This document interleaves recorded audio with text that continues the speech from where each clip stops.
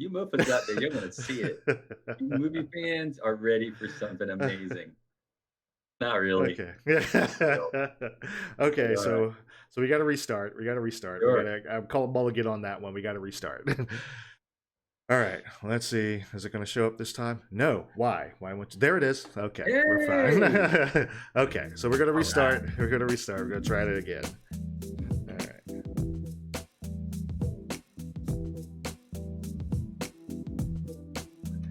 Hey everybody, how you doing out there? Welcome to the Real Cast podcast. I am your host, Mikey McBlam, and this is your co-host, William the Movie Fan. That rhyme, don't hate the You can player, see him hate the out. game. Yeah. So today is Movie Monday. We call these videos release on Monday, so we call it Movie Monday after all the movies have released for the weekend, and we're doing Blockbuster Summer, and unfortunately, there is no Blockbusters this summer because of obvious reasons that you shouldn't know about unless you're just living under a rock somewhere, completely cut off from all civilization that you probably don't know. But to most of us, we all know what's going on. So no Blockbusters this summer, so we are going to have to dive back, go way, way, way back in time, get some blockbusters for us to listen to, or for you to listen to. So Yes. and these were requested by the guys in our Discord. Like I said, I'm gonna have to get William hooked up with that. And if you want to I join need more Discord in my life. I need that. the civil Discord. uh, Yes. so today's topics are Batman 1943, the serial. I know it's kind of like a TV show, but it was released in theaters. Well, you corrected Mhm. me earlier because this is our second take doing this, so so we had some technical difficulties, but we're getting back over that. And we have League of Extraordinary Gentlemen. We're going to go back and look at that little gem or whatever you want to call it. We're going to go into some of our Diamond in favorite. the rough. We'll say that. Yeah, Diamond yeah, in the rough. yeah. We got some favorite blockbusters that we're going to go through. We're going to talk about our favorite blockbusters and Star Wars pressing the reset button. Disney's kind of like talked about trying to erase the Disney trilogy. So we'll talk a little bit about that. And You mean see. this? Yeah, yeah. Well, I mean, they already messed that one up, but yeah, we don't know. We don't know. We'll talk about that a little bit. So, we got some announcements to go through. William has a new YouTube channel. It is William the Movie Fan. So make sure. WTMF. Yes, you can search for that on YouTube, or it'll be in the description down below where you can go see his retro rewinds. He has already done. He's talked about what is it? The Netflix series. Oh, sorry. Cobra Kai moving Break. to Netflix. Yes. That's what I was talking Cobra about. Kai and hmm Breakdown. And breakdown. Cobra Kai, because Cobra Kai is moving from YouTube Red, hmm which not many people saw it there, although it had created quite a buzz. hmm And it's actually season 3 is going to Netflix, which is hmm very exciting. So we'll see what happens with that. hmm Kind of a season 2 was not as good as season 1 in some ways, but it still was pretty good. hmm So we'll see. I think it was good enough that season 3 should happen. Especially now with Netflix buying it, they're probably going to set it up pretty good. So we'll see. hmm Okay. Yeah. Yep. And he does all kinds. Like I say, he does all kinds of hidden gems that you might have forgot about. So make sure you go over there, subscribe, show him some support. But Um, working on them. So we just started. So yes. uh, Yes. pace Yes. yourself. Pace yourself. So also we have some fairly bad news. Our Greenville Comic Con has been canceled for this year. I know Uh, we were talking about that, and you probably saw that in the last video, the last podcast where we were talking about, yeah, yeah. Unfortunately, due to, like I said again, due to obvious reasons, they had to shut down. They just didn't have enough. They weren't going to have enough people. They were going to have like, they could think they could have like max 300 people in the building, and they at were in one the, time, yeah. yeah, there was like upwards of the thousands. I was like, they're going to lose money if they try to do this. Right, So they've postponed it to next. Well, not postponed. They've canceled it for this year. They're going to start it again next year. So right. yeah, most of Which our. is a shame. What's that? It is a shame because Yeah. it went up every year. I mean, because I hmm think the first year they only had like a third of the convention center. The next year they had a half, and then this past year they had the whole thing. Yeah. So, and there Yeah. was, like I said, thousands of people showed up, which is great. hmm Um, And so we picked a really good time to start our our Yeah. our panel. Yeah. Yeah. So Time to start. we're gonna Uh, be. Well, you know what? We'll call them 2020 is a mulligan. We'll try again right. 2021. Hopefully, nothing world ending happens next year. Fingers crossed. Well, you know You what? know. Okay, so here's what 2020 is like in a way. It's like your computer, it won't turn on, but it won't turn off either. You ever get that thing like you Yeah. go to turn it on, it's like it won't. It goes to load, and you're like, Hmm. and your screen's black still, and you're like, what's going on? You see the mouse, you go, and you can't get it to reboot, and you can't Hmm. get it to turn off. So you're like, well, I just got to pull the cord and just deal with it. And so that's what we're doing. We're going to pull the cord and just let it rest for a minute and plug it back in and see what happens. Yep. So Yep.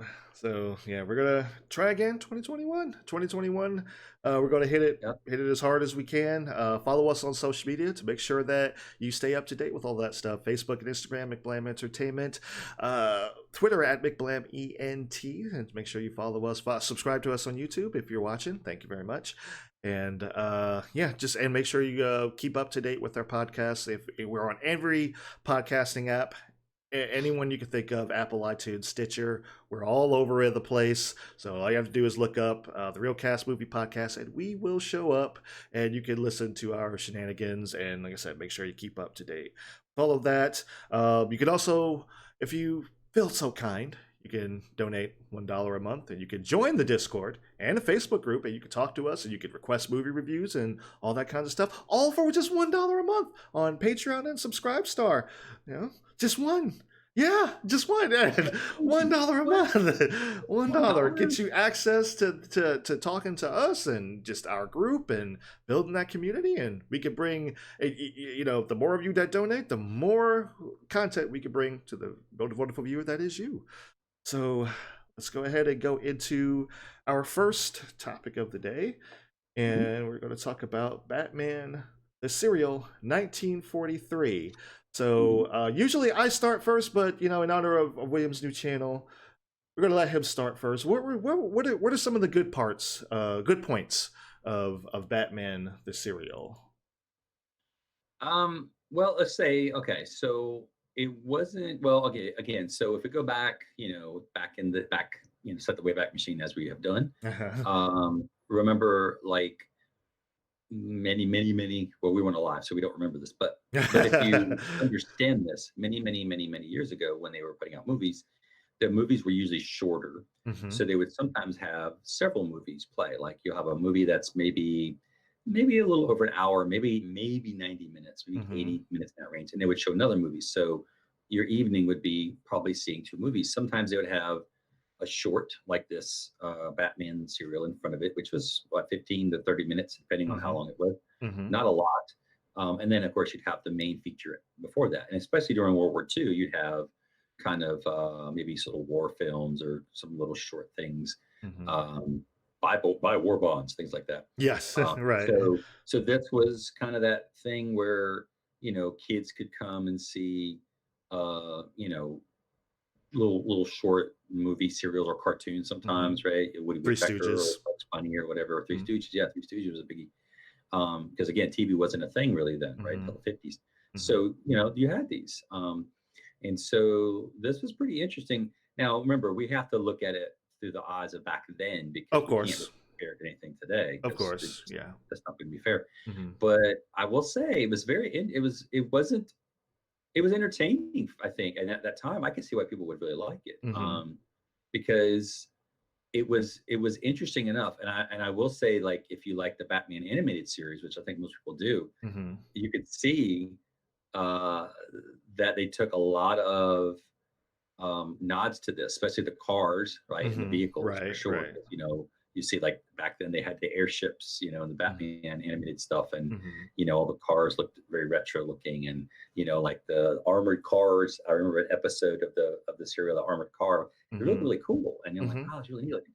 So now it was kind of your typical Flash Gordon type serial Hmm. where you could kind of see even the special effects weren't that great, but I didn't really notice a lot of special effects in No. this, although the parts where there was a train or something like that, you can kind of tell like some of it was real, Right. shot on location, and some of it was obviously shot in the studio. Mhm. Um, Mhm. but the good parts were, I will say that um, I kind of like the character who played Bruce Wayne, Mhm. Batman. Mhm. Um, I think he was believable in terms of that. I mean, he kind of played the role fairly well, considering it was fairly a new character. Yeah. Kind of played it as the, kind of the didn't really care much about anything, playboy, kind Mhm. of sleeping in. You know, although it was interesting, it's like Robin's hair though was so unique that since he doesn't wear a hood, you would say like, oh, well that's how he's Yeah. Batman and Robin because his hair is the same. Because he had this kind of weird, I don't know, wavy curl thing Yeah, it going was on like or just something. curly, kind of like uh I don't know. It was just yeah, it was just unique. It was the only one that you really saw like that in the movie, Right? Yeah, because you're like. everyone In else was fact, like slick and yeah, slick sheen hair, down. whatever. When the kid had a hat on, you didn't know. You're like, okay, I can. Hmm. But normally he wasn't wearing a hat, and so I'm like, I don't know. Hmm. In fact, I remember one episode where one of the henchmen said something to the evil Japanese crime boss who was trying to overthrow the government of the United States, of course, Hmm. because it's during World War II. Of He's course, like, yeah. and then the henchman was like, Chief, do you reckon that Bruce Wayne is Batman? And he was I like, remember "Of course that. not, you simpleton. He's a moron or something." And you're just like, and it was really funny because that reminded me when I saw that, I immediately thought about some of the old Disney movies, like the Computer Wore Tennis Shoes and The Strongest Man in the World and things like that, Hmm. where you had Caesar Romero play the bad guy and always trying to steal the secret formula, right? And his Hmm. henchman with him, his kind of sidekick. He Hmm. was always the sidekick. And there was this one episode where they said, "Oh, we're going to go try to steal this formula from this thing," and the henchman goes, "I don't know, Chief. Every time we try that, the kids always beat us." And I'm just like, I started laughing because I'm like, the henchman was smarter than the supposed leader, Hmm. the boss, and I'm just like, yeah, you need to listen to him because he's like, I don't know, boss. Every time we try to do this, we end up getting caught and arrested or thrown in jail. And I'm like, that guy's smart. He's going places. And Hmm. so I could just see that, and that kind of reminded me of that right away. I'm just like, that henchman's going places, man. But it's interesting that, and they did this back then. You had, of course, the main bad guy was an actual Caucasian actor, but Yeah, I makeup to was. look like a Japanese guy. Although they did have Japanese actors or at least Asian type Yeah, actors. they had, 'Cause I there was a do, couple in there. There were a there was a couple in couple of there, them. but the main Yeah, guy, yeah, definitely, yeah. yeah, kind of a Charlie Chan kind of looking, and I want to say I don't know, he kind of to me passed almost as sort of Mexican, Hispanic, Central American in some way, Okay, without the I'm makeup, not the only one kind of that like. thought that, okay. And there's a couple other actors in there too that kind of did that, which is fine because it's supposed to be. And I think I don't know. They didn't really describe where this was, but they kind of put Gotham City on the West Coast, I guess, because they're talking about a Japanese submarine. And Right. I'm like, well, there's no Panama Canal. Mhm, Well, technically there was, but they wouldn't have been able to use it. Not a Japanese submarine, but mhm. and I'm like, that's kind of weird. But anyway, so I didn't think too much about that. But I was like, okay, it's interesting. Um, so what was good about it was the excitement, of course. The cliffhangers was great because Mhm. it's like, oh no, Batman's falling off a building. What's going to happen?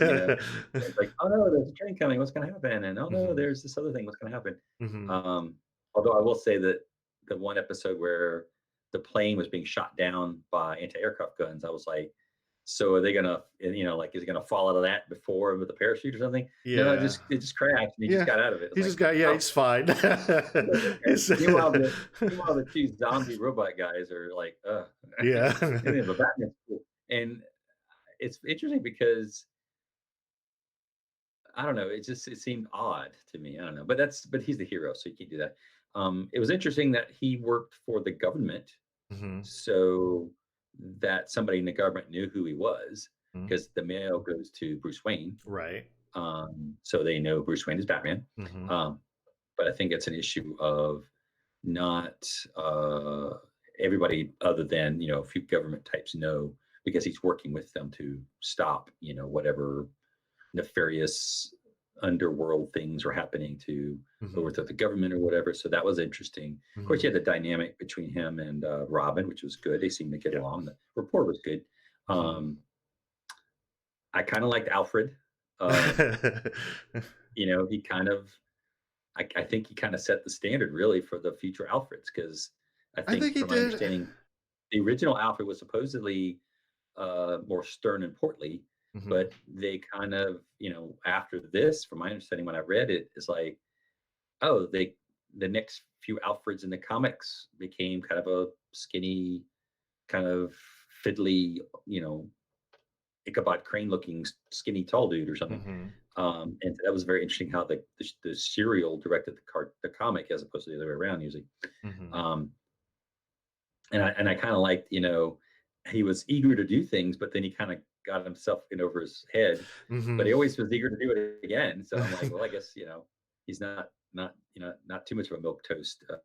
He's like, I'll help. So Yeah. he's enthusiastic. That was Yeah. cool. He's like, Um, I'll help, but he also understands like he does have limits. He's like, okay, I'm not Batman. I can't right, do all of this, right. this stuff or whatever. And I did like that they actually put them in real peril because Mhm. you had a radium gun that could blow holes in walls and they're shooting Mhm. it at Batman. You're like, holy cow, this Mhm. is serious. You had guns going off and people getting shot at, and Right. I think people died. Mhm. Yeah, I mean, a guy drowned, a guy fell off of something and died. A Mhm. building, yeah, Building, that yeah, guy got building blown. blown up with the guy Yeah, I'm like, inside. wow, but that's kind of what you get from back then anyway. Mhm. Um, so yeah, they didn't, pull any punches with that. I don't think, from what I saw, I don't recall Batman really killing anybody. Um, He so didn't. He didn't. yeah, He Like you can make an argument for the guy that he left in the building, like it's like mhm, that one the building that blew up. You can make an right, argument for that or whatever because he could have just let the guy go and not fought with him and knocked him out and got Robin out. So I'm like, okay, you can make an argument for that, but for the right, most part, it was very much like people died as just because of the circumstance of that they were in. It was well, like, well, the what could he only one really I do. right, besides that one, the only one I can really think of is when he used the radium gun on the armored car and he fired down. And then he Right. peeked his head in and saw the guys who were like out. I don't know. I was like, maybe they were conked out. But then, of course, then the vehicle crashed off of a cliff. Yeah. But he wasn't directly responsible for that. And I Mhm. will say, if they hadn't fought with him, dare I say, they wouldn't have died. But yeah, the There Henchman you fought go. with them when he was too. Yeah, so it's kind of his own fault. Mhm. And so magically, he fell out of the vehicle before it fell over the cliff. So those kind of literal cliffhangers. Mhm. Um, so and I liked that the way they did things for how they did them back then. They Mhm. actually, I think, effectively handled the limitations of what they could and couldn't do. And what did you like about it? I was the Yeah, you're hitting pretty much every point that I'm hitting, that I would hit. I really liked, like I said, really liked the dynamic between Batman and Robin.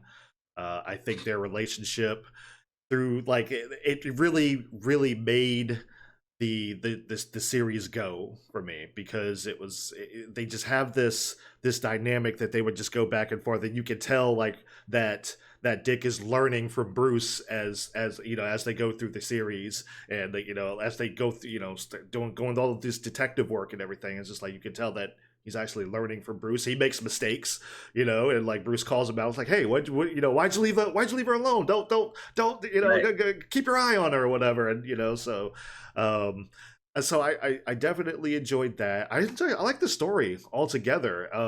Like there was probably a bit too much filler, I'd probably say, but for the most part, I like the how the story was paced in terms of like okay, the villain's off doing something else and Batman is trying to figure out like okay, there's somebody else pulling the strings and Mhm. he's getting closer and closer every episode. There wasn't Right. really a whole lot of like stagnant moments in there. I Mhm. could probably say like I could probably cut it down maybe a little bit, but not much. I mean, if Right. it's 15 episodes, you probably could cut it down to 12, but that's about Right. it.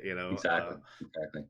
Um, I did like the well, it was very topical, so for sure, because you're dealing with And this is kind of a, it's not, again, this is a sign of the times. Hmm. They used um Japanese folks as the bad guy for the most part. Hmm. Again, even though most of the bad guys were regular dudes, Right. just that the leader American. was, and of course, the Empire of Japan. But that Hmm. was kind of the demonization of the Japanese as a whole in terms of, hey, these are bad guys that are going to try to take a kill us, and they Hmm. attacked us in World War II for Pearl Harbor, of course. Yeah. Yeah. So that was kind of the way to kind of get America. And I want to say, they even use, Nazis in some of these older serials as well. Of course, Oh like yeah, in Captain Casablanca, for America. example. Yeah. Yeah, exactly. So yeah, it wasn't just, necessarily directed at one particular race, but I will say it was directed at the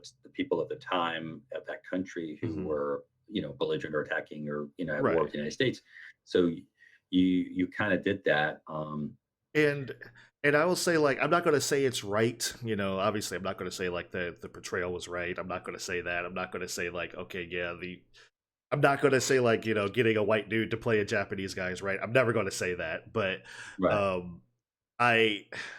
This is going to sound weird, but it's like I understand it as like, okay, this is kind of like it's almost propaganda in the way, like same Yeah. way that you know Nazi Germany was in the old Captain America serials and stuff Mhm. like that. So it was like it was war propaganda in a Exactly. sense where it's just like, okay, they're the bad guys right now.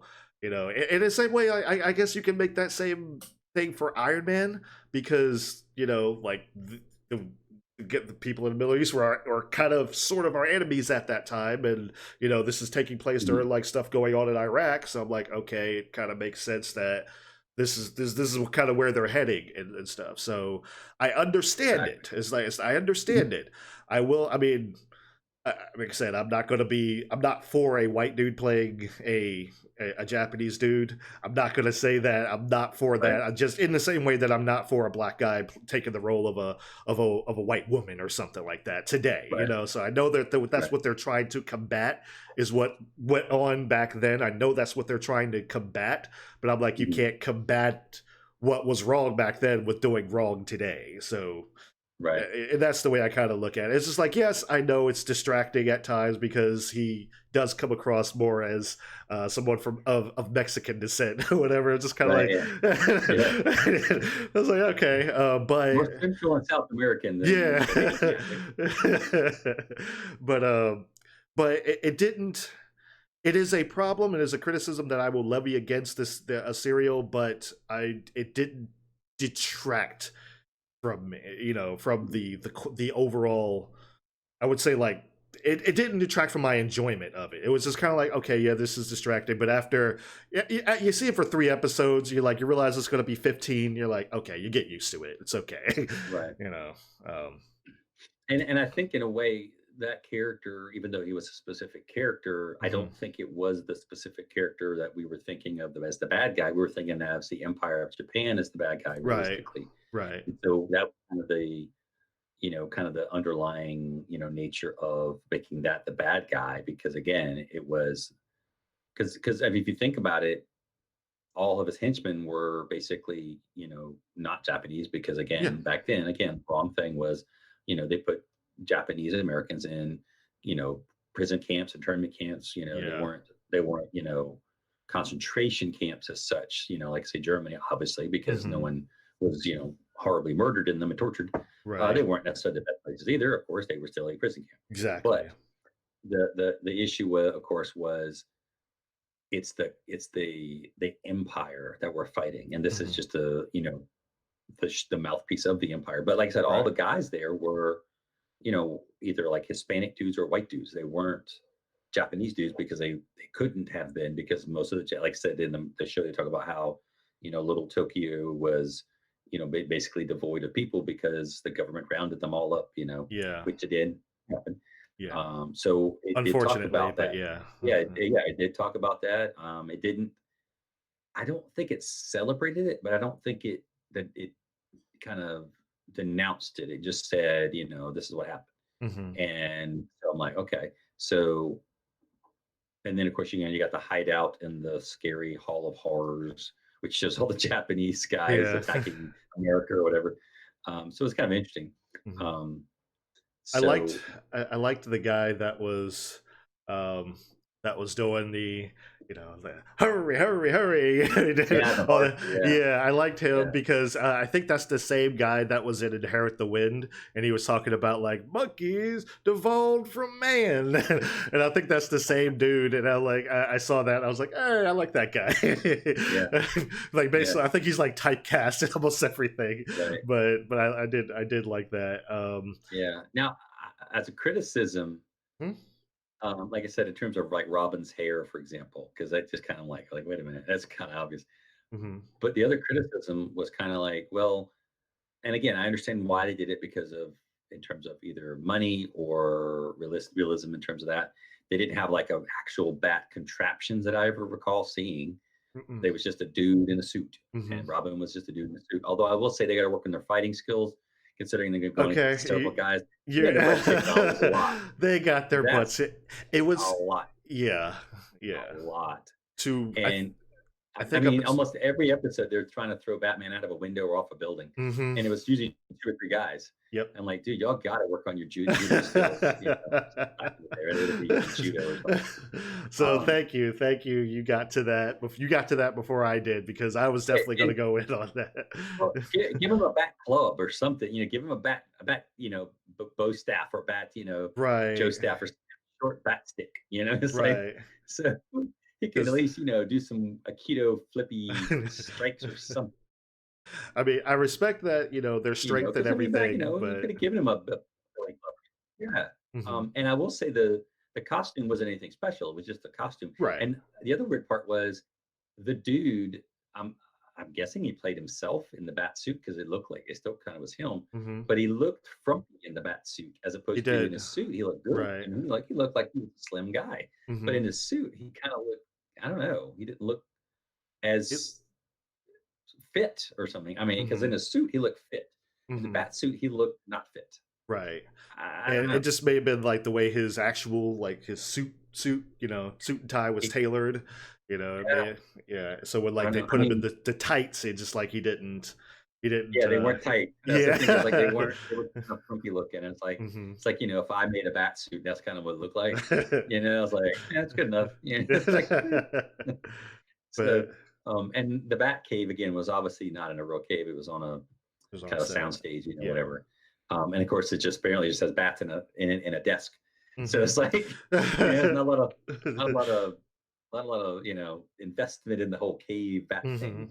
Mhm. And then of course, the secret way to get in was fairly awkward behind that clock. That was Inside the like, clock, yeah. yeah, you can't, if you can't be in a hurry trying to get in that thing. You got to be careful. Clock, that clock, You hit the bong and come out yeah, bong. I'm like, dang yeah, you can't it. get out of that thing because it's like, and that's the thing. You had to be skinny. Yeah. I can see why Alfred's skinny now because he's Mhm. getting that doggone clock thing. Mhm. Which again, I like that they did that in terms of that. Not that, well, heck, let's make the wall move kind of like they did in the TV version or something. Like Mhm. just make the wall move. I mean, they could have done that. It's like Right, right. have the thing slide and have a door not coming through the actual clock. Right. I don't know. That seemed like I was like, what? It's a little yeah. It's a Because little off. Alfred's always forever having to reset a damn clock because Yep. the clocks are weighted clocks. You have to Mhm. weight them, and they work on weights and balances and gears and whatnot. So when he's looking at the clocks being wrong, it's like, well, yeah, because you're always going in and out of the doggone clock, Mhm. and the pendulum's not working, so you're not time's not moving. Mhm. So I don't know. That's one of the things I didn't like, and I Mhm. didn't like they didn't have a back vehicle of some sort. They should have had a car. Yeah, it was just a regular car. I It think was it was just a just car. It a was like, darker version of yeah, their car, yeah. yeah. So And that's the other thing. It's like, well, wait a minute. If it's just his car, people would know it's his car. Mhm. Because I mean, he's Bruce Wayne, who's a rich guy who has a special type car, and like Mhm.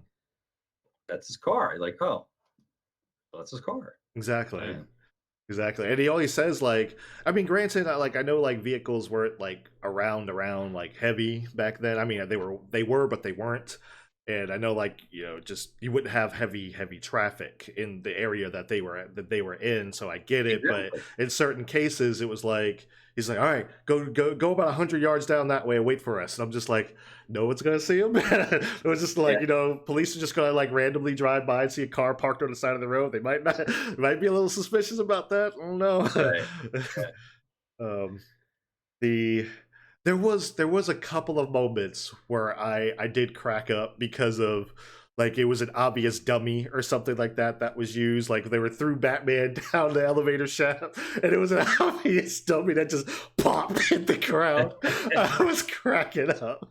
I was Right. like something like that. But the most part, I'm like, the fight scenes I was kind of into. It was just like it was starting to bother me that they kept losing. And I was like, it was Oh, like till yes. episode 8 that they All finally the time. started to turn it around. I was like, okay, well, you're finally learning now. But it was Right. like, oh, they were just getting their butts kicked so much.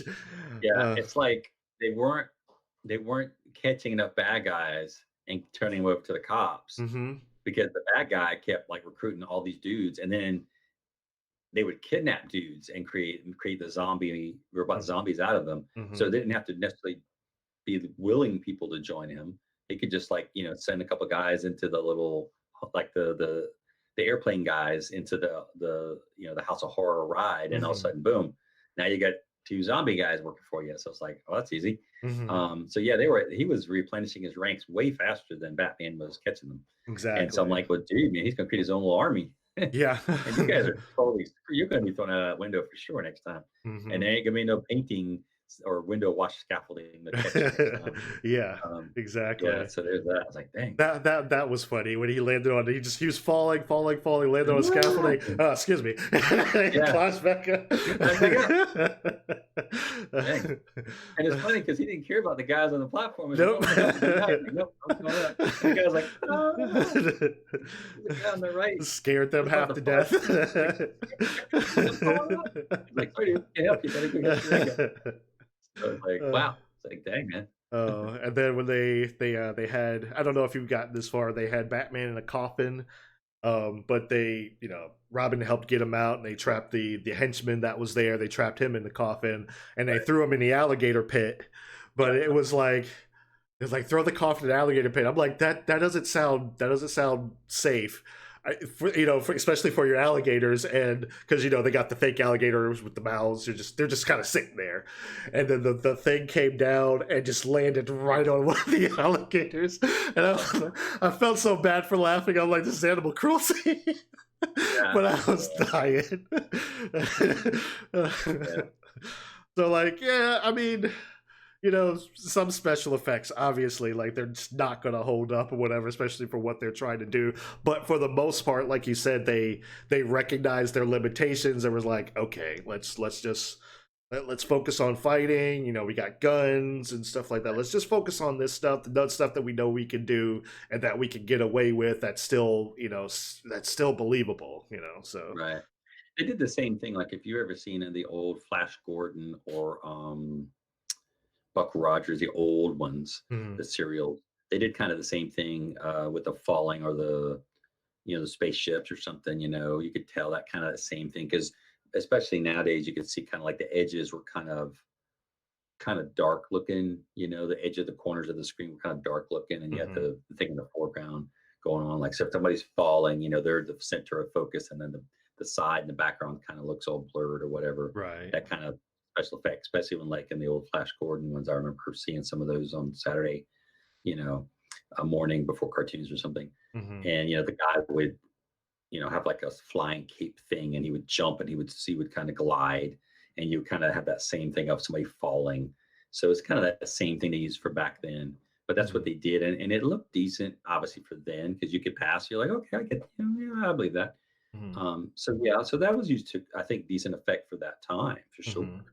But I wish that the bat suit was a little better. Like, I mean, they had leather. They could have put him in leather. I mean, Yeah. that would have actually worked better because if he was in leather, he could have taken a lot more punches. Yeah. Because here's the thing: if he's getting beaten up by three and four and five guys, man, he's gonna be having all kinds of bruises and limping all the time because Yeah. there's no protection. It's just cloth. I mean, Mhm. in fact, I want to say he's better protected in his In his his nice regular suit. suit vest on with that, heavy wool suit. Hmm. That's, I mean, that could probably that could, stop a knife blade like being slashed at you a couple of times. Hmm. Whereas this other cloth suit he's wearing, no man, he's toast. So they could have given him some kind of like leather, chest piece or something. Hmm. They could have. I mean, they couldn't have given like a bulletproof armor because they didn't really have that back then. But Right, they did right. have, they did have like you could that boiled because heck, the Romans had like boiled leather type fitted armor. They Hmm. could have done and had that kind of thing. So that way, when the guy punches him, he's like, oh man, so that would have at least given him something extra. And you still could have pulled that off because I mean, if he's in the car, you can still have it in the car. Hmm. And they just kind of throw it on and tie the side or something real quick, or buckle it or whatever. Hmm. Because it's just the front and the back, like because then you could even even have a guy like with a knife and he goes to try to stab him in the back, but then he hits the heavy, kind of laminated boiled leather armor and it kind of goes and it breaks the blade off, and that could have happened. Hmm. That in my opinion would have been better, or maybe even given him like the bat symbol in the front, like a metal symbol. That when a guy tries to stab him and he goes cheek and he's like oh, Hmm. and then the knife flies away or something. Hmm. They could have done that. That would have been something they could have really done. Oh Because yeah. because Oh yeah. yeah, back then, you know how they did arrows being fired in How's that? movies? Mm-mm. They actually had a guy shoot an arrow. Oh wow. They actually shot people with an arrow. Yeah. Oh Now I man. will say it was, they had some kind of padding and or thing, but for the most part, when you see arrows now, you'll see the fake ones being, thrown or whatever. But Right. yeah, when someone gets shot by an arrow, yeah, it really shoots the guy. Oh wow. And of course, yeah, yeah. Wow. So yeah, so but they actually hired like first like rate like Archers. marksmen archers with these Okay. things because if you go back and watch some of his old other serials they've done, Hmm. um, I remember one where there's a guy who's hunting with his bow and he walks across a guy like they're in the woods and he comes across a guy who's hunting with his rifle or something, and they kind of compare the bow to the rifle, Hmm. and like that dude with the bow, man, he knows he's freaking reincarnated Robin Hood because that dude bow, you're like holy cow. But he was just that good, and they hired the best people back then to try to keep people safe because they're really shooting arrows at them. Hmm. And again, they're not true like metal tip Right, arrows, right, right, right. but they're really shooting at a person and it could hurt It them. still hurts, yeah. It probably still Yeah, doesn't and they feel do have good. maybe padding, and it's supposed to stick in them because they're getting shot like in the back, like oh, Hmm. like in the old Robin Hood movie or something. Like the guy's Hmm. riding a horse and he's standing, all of a sudden an arrow goes boom. Yeah, guy really got shot with an arrow, and you're like, oh, gotcha.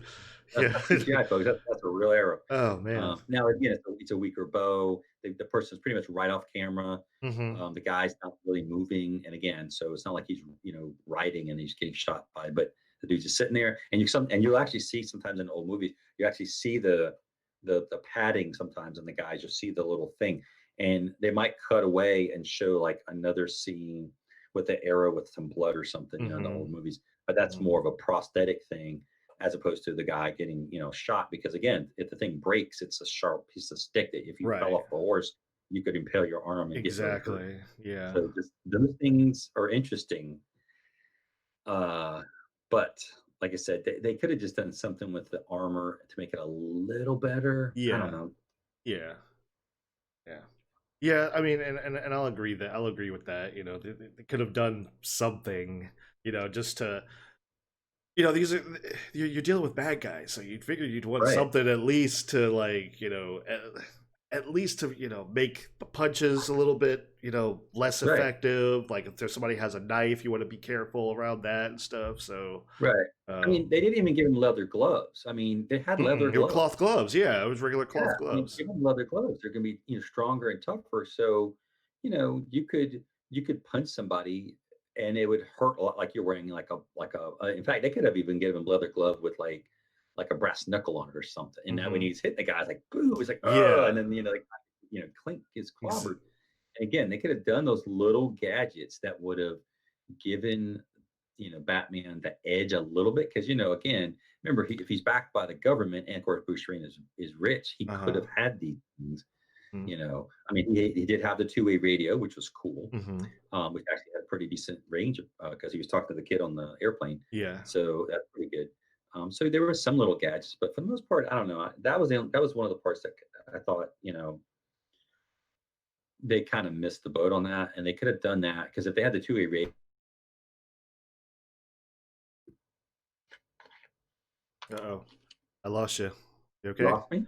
You're back. Okay, you're back. Okay. You Yeah, I was said like, yeah. if they had the two-way radio and stuff, they really could have done the rest of that. Yeah. I don't know. That's just my Yeah. opinion. Yeah. No, no, that's a valid point. That's a valid point. They could have done at least something, for this for the suit, whatever. I I I don't know what they could have. They Well, like I definitely could have said, I made it more mean, form they, fitting, but old leather armor was a thing yeah, since the Roman time, so yeah. I mean, obviously, they it's could have not. changed it. I don't know. Yeah, it's not going to look like today's suits or whatever. It's not going to look like anything like that. But just something. You know, eh, I guess something a little more Keaton-esque. You know, during that time. I mean, nobody's going to wear it like Adam West. I'm just putting that out there. Right? Yeah. But Yeah. something a I will little more say I do like Keaton-esque. certainly Adam West utility belt, which is a huge thing in the show, of course. Right, I don't recall him ever using a utility belt item other than the radio, which again wasn't really a utility belt item. It was just right. something they And had. they had the grappling hook, but I don't know if that was in his belt or if it was in his because there was one point it was in the car and Alfred gave it Right. to Robin. So I was like, oh, I don't know if Yeah. that was a thing. So, Right. but yeah, there definitely could have been some because he's got to. I mean, he's fighting all these bad guys and stuff. He needs Right. some kind of edge, and like you said, Batman doesn't fight fair, you know. So I mean, I mean, they didn't give him any kind of like smoke grenade. I mean, even because again, they had smoke grenades back then. hmm They could have done that. hmm They had, you know, like nitrous oxide laughing gas. They could have used that, Now, of course, hmm he would have been affected by it too. right, But in terms of the smoke, they have smoke grenades. They could have done Mhm. that. Yep, They didn't really have stun grenades. They had more like fragment grenades, of course, that would hurt somebody. But Batman really wouldn't have done that. But a smoke grenade that would have yeah, worked. yeah, Has to kind of you know knockout chemical thing because again, make it go like, oh, okay. So maybe instead of the Batcave, instead of having the executive desk, they could have had like in the '60s series with Adam West and Burt Ward. They hmm could have had the Bat Science area, because again, if Bruce Wayne is a smart guy, hmm and Alfred could also be, like, well, before I, well, sir, before I was a professional butler, I was a chemistry major or something. hmm And so they could have played that off, in my yeah. opinion. But I mean, I they don't had know. the I mean, lab. They had the lab, right. But they So, could have done that. And they could hmm have, and in fact, that to me would have been something cool too, because then you would have said, like, let's say they actually have a development of, well, have Bruce Wayne and Dick talk. He's like, well, last time we came up against, six, thugs or whatever. And it's like, hmm yeah, it was just the two of us, it's like, because, Robin, does pretty good one on one. uh huh, And then that usually means Batman is, fighting 3 to 4 guys at a time. exactly, exactly. So they need something, hmm like, I mean, heck, if the Japanese guy is creating robot zombies, could Batman not have I don't know, a stun gun or you know Right, right. sonic weapon or something? It's like, my ears, hmm and of course then he has his something kind of, Something in his ear to where it doesn't yeah, affect kind him. of like Yeah. he's got a communication thing, maybe some kind of noise dampening thing. Because hmm again, you could have done that, like, oh yeah, because heck, I even would have said, like I said before, with the with the Flash Gordon serial. If you ever saw those, like they would be up on the city and they would like unfurl a cape and they would glide to this next platform or something. Hmm. And they could have done that because they did that back then for the Flash Gordon serials. And they Right. could have done it for this. They're like, oh wait, he's Batman. Okay, bats hmm fly. Maybe make his cape in such a way that it's sort of a hang glider thing, so it's hmm kind of attached to him in the back kind of thing, like run down the middle of a spine. And so the cape is only like two parts and he can kind of grab it, kind of like, Keaton did and goes, poof. hmm and then you could like leap and kind of glide a little Hmm. bit, so that way maybe he could run and jump from a building and kind of glide to the next building. And again, they could Right. have done that because they've done that in other serials, Right. so that would have been cool. But yeah, just some kind of extra something, it's like I don't know, have him drop a bunch of marbles or something, Yeah. some So kind of yeah. it's whoa, it slips, it's like he Hmm. falls, and then he clunks himself out or something, or Yeah. like I said, some kind of explosive gas flash grenade or something, Hmm. I don't know, Something to something like give that. him something to give him an advantage during the fights and stuff. So yeah, Exactly, like because he can set up a little bat trap, and then like hmm it's just a firework, but it's really blind like a phosphorus. hmm And the guy's blinded and now there's a guy sneaking up on you or something, or hmm you know the guy is like, oh, and then it's in, well, that's like all the guys are like, oh, my eyes, and then Batman can come start kicking butt. That's my hmm opinion. So, yeah, but yeah, overall I think it was pretty fun. It was pretty it was fun. fun. It was Yeah, it was fun. really I fun. enjoyed it. I I enjoyed love it. the old vehicles, like I said, especially the armored car, which is really cool, which again reminded me of the cartoon, uh, original cartoon Batman. Hmm. Well, The not the original, but animated series. Yeah. animated series. Yeah, Hmm. that was pretty cool. Um, Yeah. and Yeah, I dug it. I dug it as well. I had fun watching it. There is another one, 1949. We'll probably address that at some point.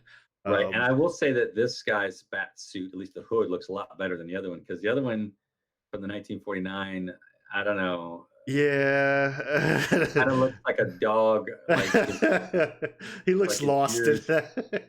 Yeah, it's like his dog's ears are drooping. He's like, I'm sorry. The other one's like, I'm here. The other one's like, I'm sorry. Yeah. Uh, so I will say I like the bat symbol on him because it's more predominant, of course, but almost Mhm. all the other ones have a smaller bat symbol, so it kind Yeah. of fits in a little better with that. But I don't know. Yeah, we can check that one out. That's after World War II, so we'll have to see about that one. Yeah, yeah. So that's 1949. Well, we'll check it out at some point. So have you guys seen the 1943 Batman serial? Post down in the comments below. What are your thoughts on it? Also, if you haven't checked it out, they're only like I think they average around 17 minutes, except for the first episode, which is the pilot, which is like 30 minutes. But Yeah, I think they average around like 16, 17 minutes per episode. It's fun. It's fun. If you want to check it yeah, out, see some old school Batman stuff, I would recommend it. I would recommend it. yeah. Actually, and yeah, and that's the thing too. Kind of, it does kind of make you uncomfortable with the guy with the bad Japanese accent. Is Yeah. not obviously not an Mhm. Asian person in any way, Mhm. uh, but kind of that he's kind of the Charlie Chan esque type looking Asian person they would have done at that time for Mhm. that era. Because again, remember, unfortunately, loyal Japanese American folks like George Takei Mhm. were rounded up and stuff was taken away from them, which again happens a lot in America, unfortunately. Yeah. Um, Unfortunately, yeah. so, but there weren't a lot of Asian actors, and we did see a few. Mhm. There were some guys playing, Japanese soldiers or whatever, Mhm. or Japanese Navy people. And I want to say they were maybe not Japanese, but maybe they were Asiatic in some way. Perhaps they might have been. I know, like if you watch some of the old World War II movies, the early ones especially, a lot of the enemy guys were played by uh, sort of Pacific Islander folks or Philippine type folks from that Okay. area, non-Japanese usually.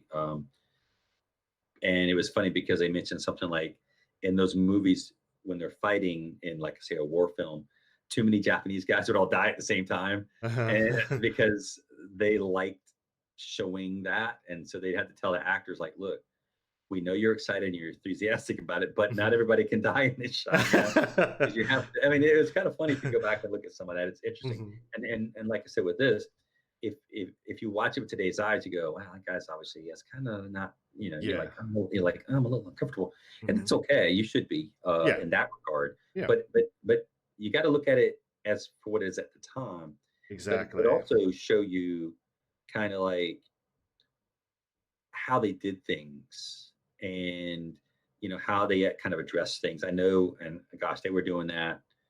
Gosh, I remember the movie from the '80s. They still put a white dude in makeup to make him look like an Asian guy, Yep. and this was 1980s. Yep. I don't know. I don't get it myself. There were plenty of Asian actors back then. I mean, but anyway, um, And I you don't know. figure like cuz like I know it was like more in the kung fu genre, but like Bruce Lee Mhm. was like the pioneer. He was just like he brought the Asian culture over to Hollywood. So it was like, Right. and they still didn't, uh, Right. And I was alive at that. I mean, at the time, I think Bruce Lee passed away. I was very young, um, but I know, and you've probably seen the Saturday afternoon kung fu theater oh type yeah. thing, and we loved that. I mean, it was Hmm. great. I don't recall people making fun of the folks because they look different or they talk Hmm. different, because I mean, I grew up in South Carolina, so I didn't see a lot of Asian folks, but I did Hmm. see Asian folks. I saw a Hmm. lot of people from all over the world because I lived in Charleston, where it's a military base of Navy and Air Force base. So there was a lot of folks from all over the place, and I grew up, went to school with a lot of people from a lot of different countries. So Hmm. I, people speaking funny to me was normal, because people had, Southern accents, Northern Hmm. accents, Australian, New Zealanders, Scottish, I mean, African. I mean, it's like, so there was all these dialects and that's people like, where are you from? You talk funny. I was like, well, I grew up around a lot of people who talk funny. My dad, my grandfather sounded like the Cajun cooker guy and the Louisiana Cajun cooker dude. Um, and whereas, I grew up watching a lot of PBS just because that's the TV station we could pick up where he lived in the country. So I was watching a lot of Doctor Who's and Mm. some of the British TV shows. Mhm. So when I don't say counterclockwise, I usually say anti-clockwise, which is a British thing. Mhm. Um, but just things like that. I have a good friend of mine whose family is from Holland, and you know another high school kid I went to again, Australians, New Zealanders, African folks. A friend of mine from high school was Scottish, so I would say book a lot of times instead of book Mhm. because we say book in the United States and he says book. Mhm. They But I just just found pick it myself up, doing yeah. that. Just, well, because you grew up with that in your Yeah. head, Mhm. and a lot of your language is kind of set when you're younger, Mhm.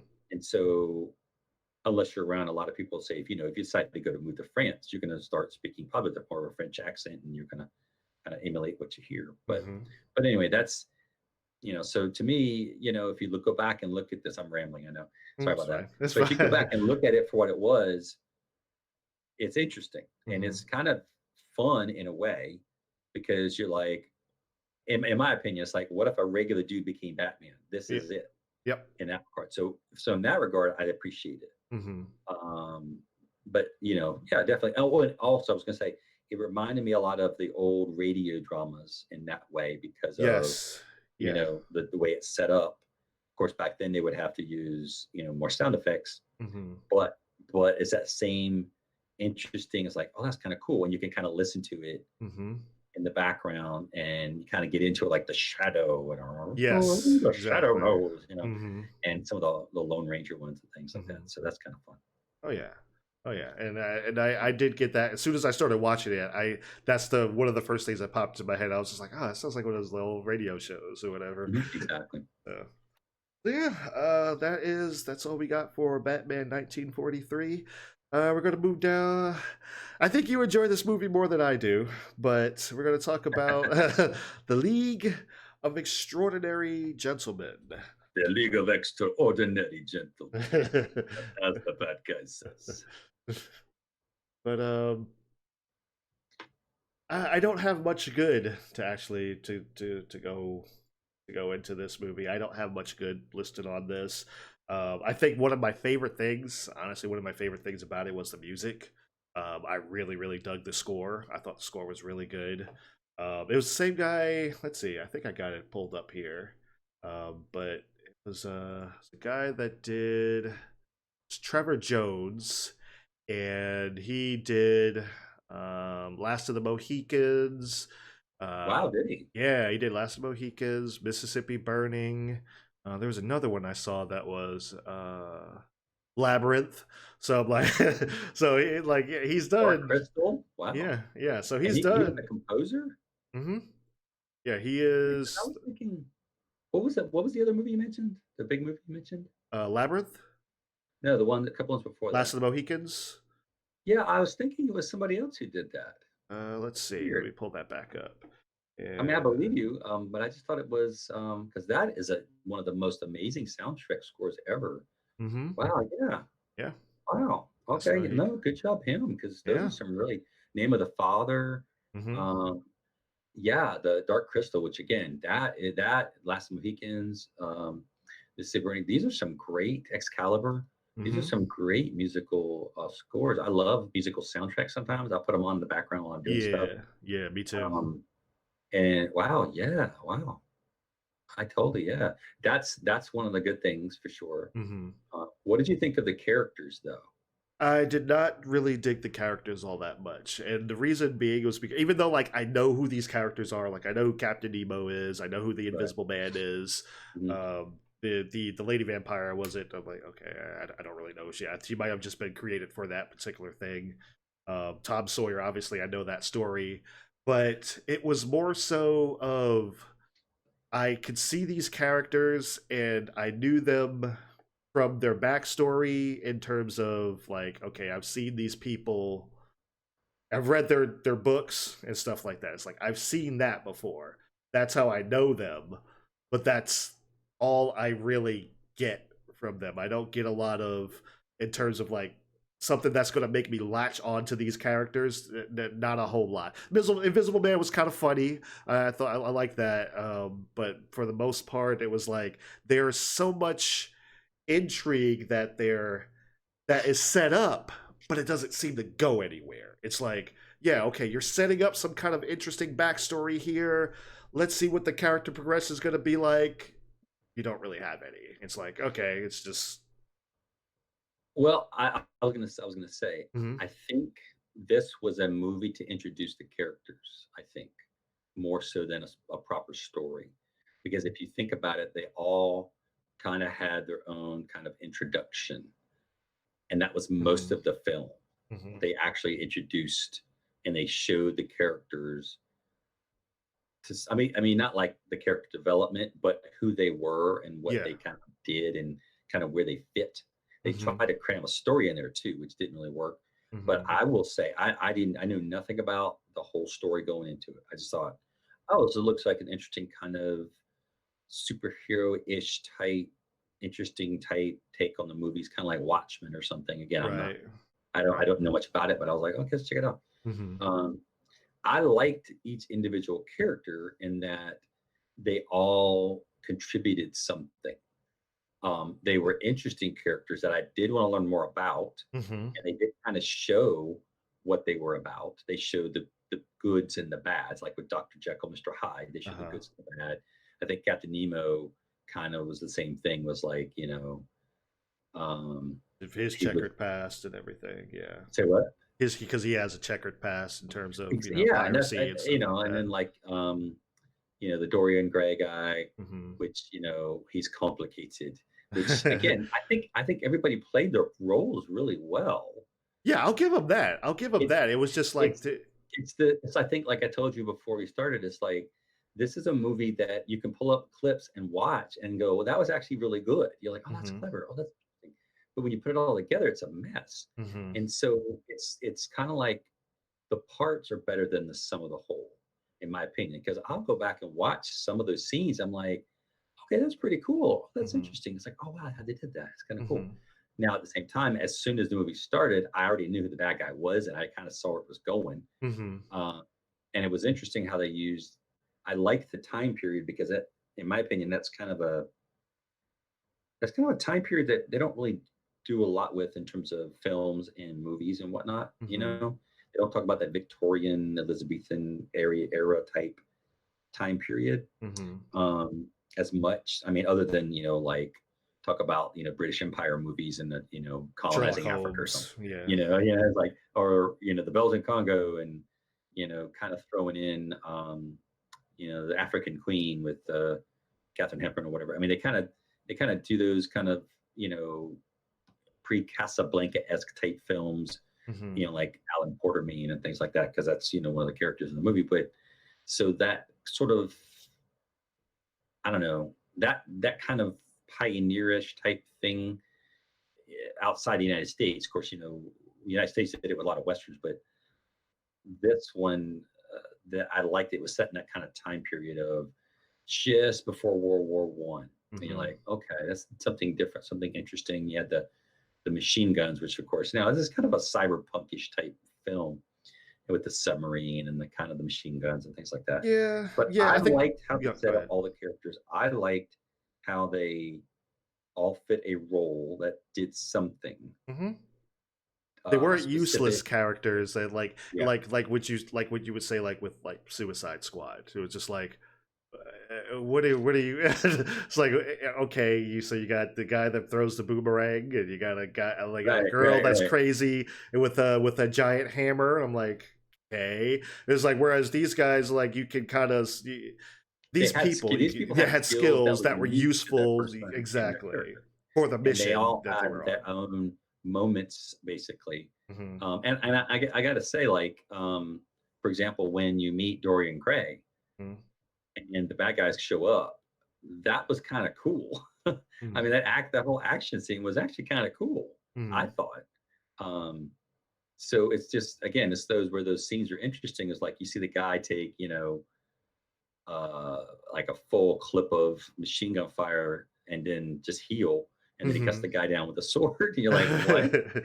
So when you first see that, you're like, wait a minute. Oh, but I mean, that's of course if you don't already know the story of Dorian Gray. Hmm. But even if you did, you're like, oh man, that is actually a good idea. He's like, oh, I'm a guy who basically can't die Hmm. because my painting keeps me young and basically immortal as Hmm. long as the painting is you know Right, secure and you don't look at it. right, So it's kind and of a weird thing, but it's kind of see that's kind of in my opinion that's kind of cool. hmm. It sounded, I think it was an issue of it sounded better, but also that they tried to bite off more than they could chew because they were trying to. And that's the thing with some of the say the more recent Star Wars movies, for example, is like having too many characters in the film. Hmm. You can't a Suicide Squad. You can't do but so much Hmm. unless you cram it into like a total of 4 hours or make it a series or something. You Right. could do it if it was a series on like TV or Netflix or something. Hmm. Um, then you could slowly introduce each character. Hmm. So that's what I was thinking. So, but I liked it, like I said, more than you did in terms of I just went in it as this is something I've not seen or really experienced. It's a Hmm. like an independent comic kind of thing. Right, right. Was is outside the normal Marvel DC kind of thing. I think DC bought them. Right. Yeah. Well, there you go. That's why I didn't do well. Yeah, there you go. Can't blame Warner Brothers this time. This was a Fox movie, so. Yeah. But um, I mean, I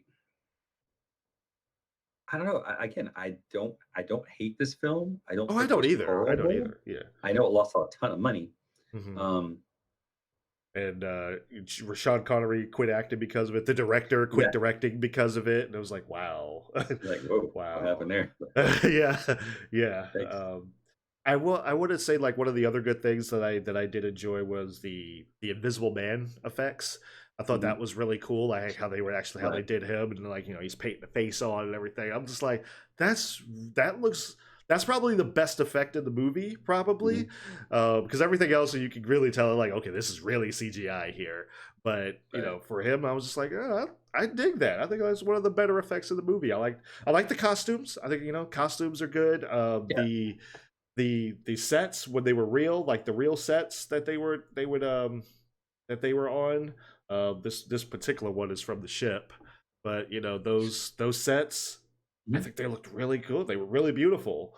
Right. I was like, oh man, I dug that. I dug the setting and everything. Time period. I thought the time period was really cool. It was Well, just uh, actually, if you go back to that picture, was that's since that's sure. one of the things I thought was cool. Like you said, Hmm. it's like you're on a submarine, but you have a a ballroom or a boardroom with like it looks like marble columns. It's like there's so much wrong with that, but I love it. It's like you see that's I'm like why do you have a marble room on a submarine? Yeah, and these crazy metal ornate chairs and this big crazy Hmm. oak desk. It's like, and then of course you have this. Then you have that giant car in the submarine as well. Like Yeah. I love that. It's so wrong and crazy, but it's right at the same time. It's like I Is the see right that. amount of silly for you? Yes, yes. Like, And what? that's probably what it was. It was just like it wasn't. It just wasn't that right amount of silly, for me, where it was just like, this is something that's happening, but it's just like there wasn't enough character development for me to be involved to me to be heavily involved in any of the characters. As like I understood Alex Quartermain, that Sean Connery's character, I understood him to a certain degree, but it was kind of like, like I understand, like, okay, he was a good soldier for the Queen, and then his son-in-law died, and he's like, oh, I don't want to do it anymore. But it kind of been like, okay, so it's like, all right, I know son-in-law died, but what happened though? It Right. was just kind of like it just kind of mentioned in passing, and we're supposed to just kind of go with it. I was just kind of like, I'm not digging it. I'm not digging it too much. Obviously, he wasn't either. And I look on his face. It's like, why am I even here? but Right. um, So, but oh yes, I've got more commitments in my life. uh, but Got to get the right stuff.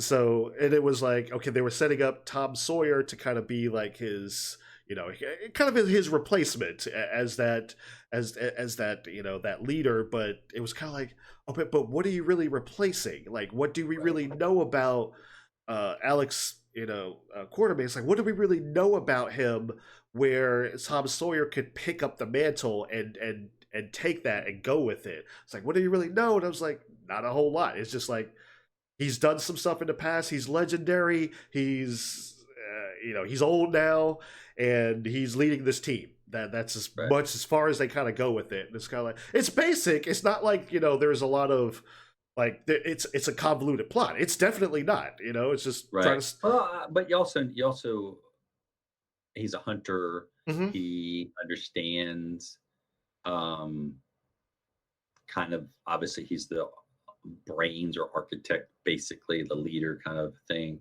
and he kind of can sort of see how things are. Again, as the hunter, he's kind of like, well, as a hunter, if you're hunting, sort of, I don't know, a person or game or something with, that's cunning. He's the cunning guy to Mhm. say, well, let's do this. Like when he's hunting the Mr. Hyde guy, Right. he's Right. like, okay, this is how you got to do it. Mhm. And of course, teaching the kid how to shoot and whatever, but also understanding is like, how to think ahead. I think a Mhm. little bit, you know what I mean? A master plan kind of Mhm. thing. Mhm. But I don't know. I mean, mostly it's, I guess, reputation, since he's like, his reputation precedes him or something. Mhm. um so you got that, of course, the father figure kind of a Yeah. thing too. You Of got that going. course. Of But like I course. said, I think that's why it was more the movie to introduce everybody as a character, to say, Mhm. well, these are the characters and here's what they sort of can do, Mhm. and then try to cram all that into a reasonably runtime movie. It's kind of hard to do. Yeah, as there was, because like I said, there were a lot of them.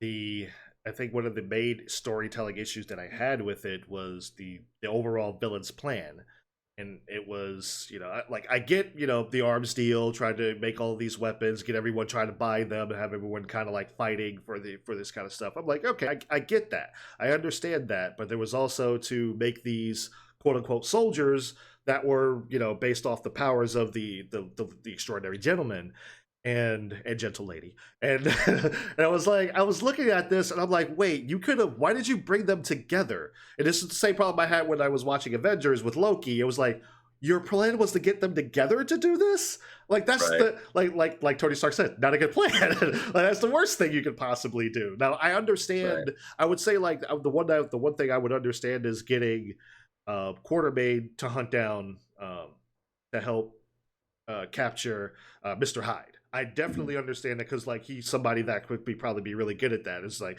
and maybe that's the way you probably could have introduced it. Just introduced him, is like, instead of trying to stop World War I, which unfortunately happened anyway, but instead of trying to stop World War I, it could have been, hey, there's this guy. He's real. We're having a lot of trouble with him. He's left the country, and like he's kind of out of our jurisdiction, and he's terrorizing, Europe. Can you help us get him and capture him? I'm like, okay, you can kind of go with that a little bit, and then let that kind of branch off into like introducing, the other characters, and maybe focus on, because I like Hyde's character. Like Hyde's character, Dr. Jekyll. I like his Mhm. character. Yeah. It was just like stuff that was introduced with him, but I'm just like, man, I just, there's not enough time with you because there's so many other people in here. Mhm. Um, Exactly. yeah, so like that, I think that's just mainly one of the main issues. It's just like there's too many people. The I will say, uh, if for this movie, I would say probably pick one, and this one would probably be Dorian Gray because he's the one that turns on everyone.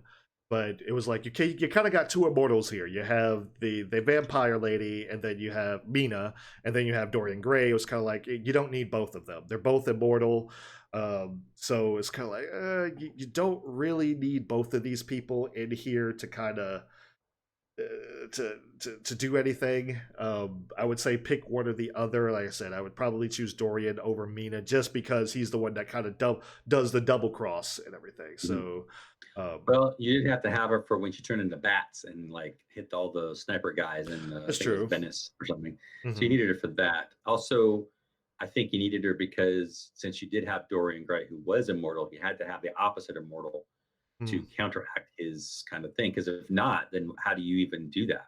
Because I mean, you can't really, you know what I mean? Hmm. You'd have to get the painting somehow. Right. Um, so somebody could have done that, I guess. That could have been what's his name? The Invisible Man, Skinner. Sure, yeah, I guess it Yeah. could have been. Um, Uh, Snipers, but however, I mean that's a whole different story. I mean right, that's a but that's the thing. You're creating a character for a plot thing, not the other way around. right, Um, right. but personally, man, I think the world has not enough Peter Wilson in it. To be honest, I think she's a little too tall because she was in the show right before that, La Femme Nikita, the USA series, I believe it was, Oh, that was based off her. the French. Yeah, based Oh, off the okay. French movie. Okay. Um, and I just think the world needs more of her on screen because she's just I think awesome. She's one of those I think unappreciated actresses that I don't know. It's like you've seen her in stuff, Hmm. but she's never done enough. But she's good. You're like, oh, when She I is see good. her, or you see that, you know what I mean? You see those actors. You're like, why are they doing more? Because they're really good at what they do. Hmm. But then again, it's like there are some actors who are only kind of supporting characters and are good at that. I Hmm. guess I don't know, but that was on for what 4 years. So that was a Hmm. La Femme Nikita again, which was based off of the movie of the same name. Hmm. I saw So the movie. I saw. I did see some of the series, but I wasn't able to like kind of keep up with it. I didn't know that was her though. That's awesome. yeah, Um, the movie was French. I think it was Anne Perot. I think she was also a vampire type movie as well, which is kind of weird. It was kind of a crossover of like, wait a minute, you got two characters who both play a vampire and the Left and Nikita character. That's just weird. well, It's even more weird than the 6 degrees of Kevin Bacon thing. But there you have it. yeah, and I But think I would say I don't think anyone really did. Also to that same degree, the guy that played, I can't remember his name right now, but the guy that played Moriarty or mm, Mr. M, the guy that played him actually was in Sherlock Holmes, and he was also in Van Helsing. yeah, So yeah, it's kind of funny. Like I was like, oh, but I don't think anyone did like a bad job, like as far as like their acting or anything like that. It's like I think they played well into the roles. It was just like the role didn't offer much to them. right. That's probably where I would probably say it was just like it's kind of like um even though that's a terrible movie, the X Men Origins Wolverine, where it's like Mhm. okay, you've got some good actors. They're good at what they're doing. It's just you didn't give them anything to do. It's just but Right. in the case of Origins Wolverine, it was much worse because like you literally didn't give them anything to do. Like they were Yeah. just there to show off like their powers real quick, and then they were gone. So whereas this one's like you said, and like they're actually useful to the sequence of events that's going on and everything. Um, so yeah, that's kind of where I'm at. It's just it's a basic plot, which is welcome for it because you do have so many characters. So like it's basic plot, too many people probably introduced. Probably could have done with a simpler story. Right. Probably still could have introduced everyone, but maybe just some people are just really side characters, and then you can explore them in another movie versus to have them all try to share screen time in this movie. It just didn't work. and wound Well, up. maybe the a different kind of storyline and a plot would have been, someone contacts Quartermain to say there's something going on in the government or something in the British government, let's say, and there's something going on in the world politics or something like that, let's say, and they're trying to, I don't know, keep it, quiet, keep it, whatever, hush it up, cover it up, whatever. And then maybe he goes around and kind of recruits these people on his own to say, you know, um, well, the crown is in need of our assistance, sort of a thing, Hmm. And so have it is again, it's kind of like my take on the Ray story from Star Wars, right? From the last few things we'll talk about here in a minute, but Hmm. have it naturally germinate from inside the character and go like, I like the Empire, and the Empire's done well for me in terms of the British Empire, not the Star Yeah. Wars Empire. But Yeah. it's like, it's like, oh, I like this. This is a good thing, and no, that's not good. And if it's messed up, then it means these people that I like and care about are going to be messed up. I don't like that either. So naturally, I'll go, well, I need to get to the bottom of this. And so then he kind of leads the way and starts, as the hunter he is, and he kind of sees things and kind of puts things together and go, huh.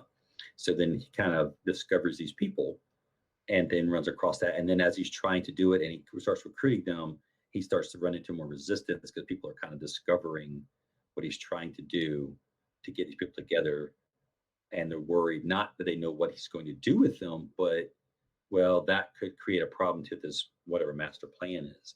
And I think, but then you'd have to do that over probably several movies to recruit a few people, and then and then maybe say maybe one of those people gets turned. It could be Dorian, but I don't know. I personally think Dorian would have been a better character not to be the bad guy, but I don't know. Um, in some ways, it would have been better maybe to have the vampire character be the bad guy. And I know it's kind of on the nose, but Hmm. I just think vampires make better bad guys. I guess I don't know, That's true. because again, you know, I don't know.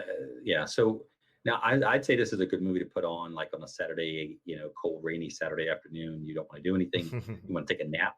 It's kind of a fun movie to do that too. Kind of Hmm. sit back with your hot cocoa, with a cat snuggled up on you and just your blanket and just chill and just relax.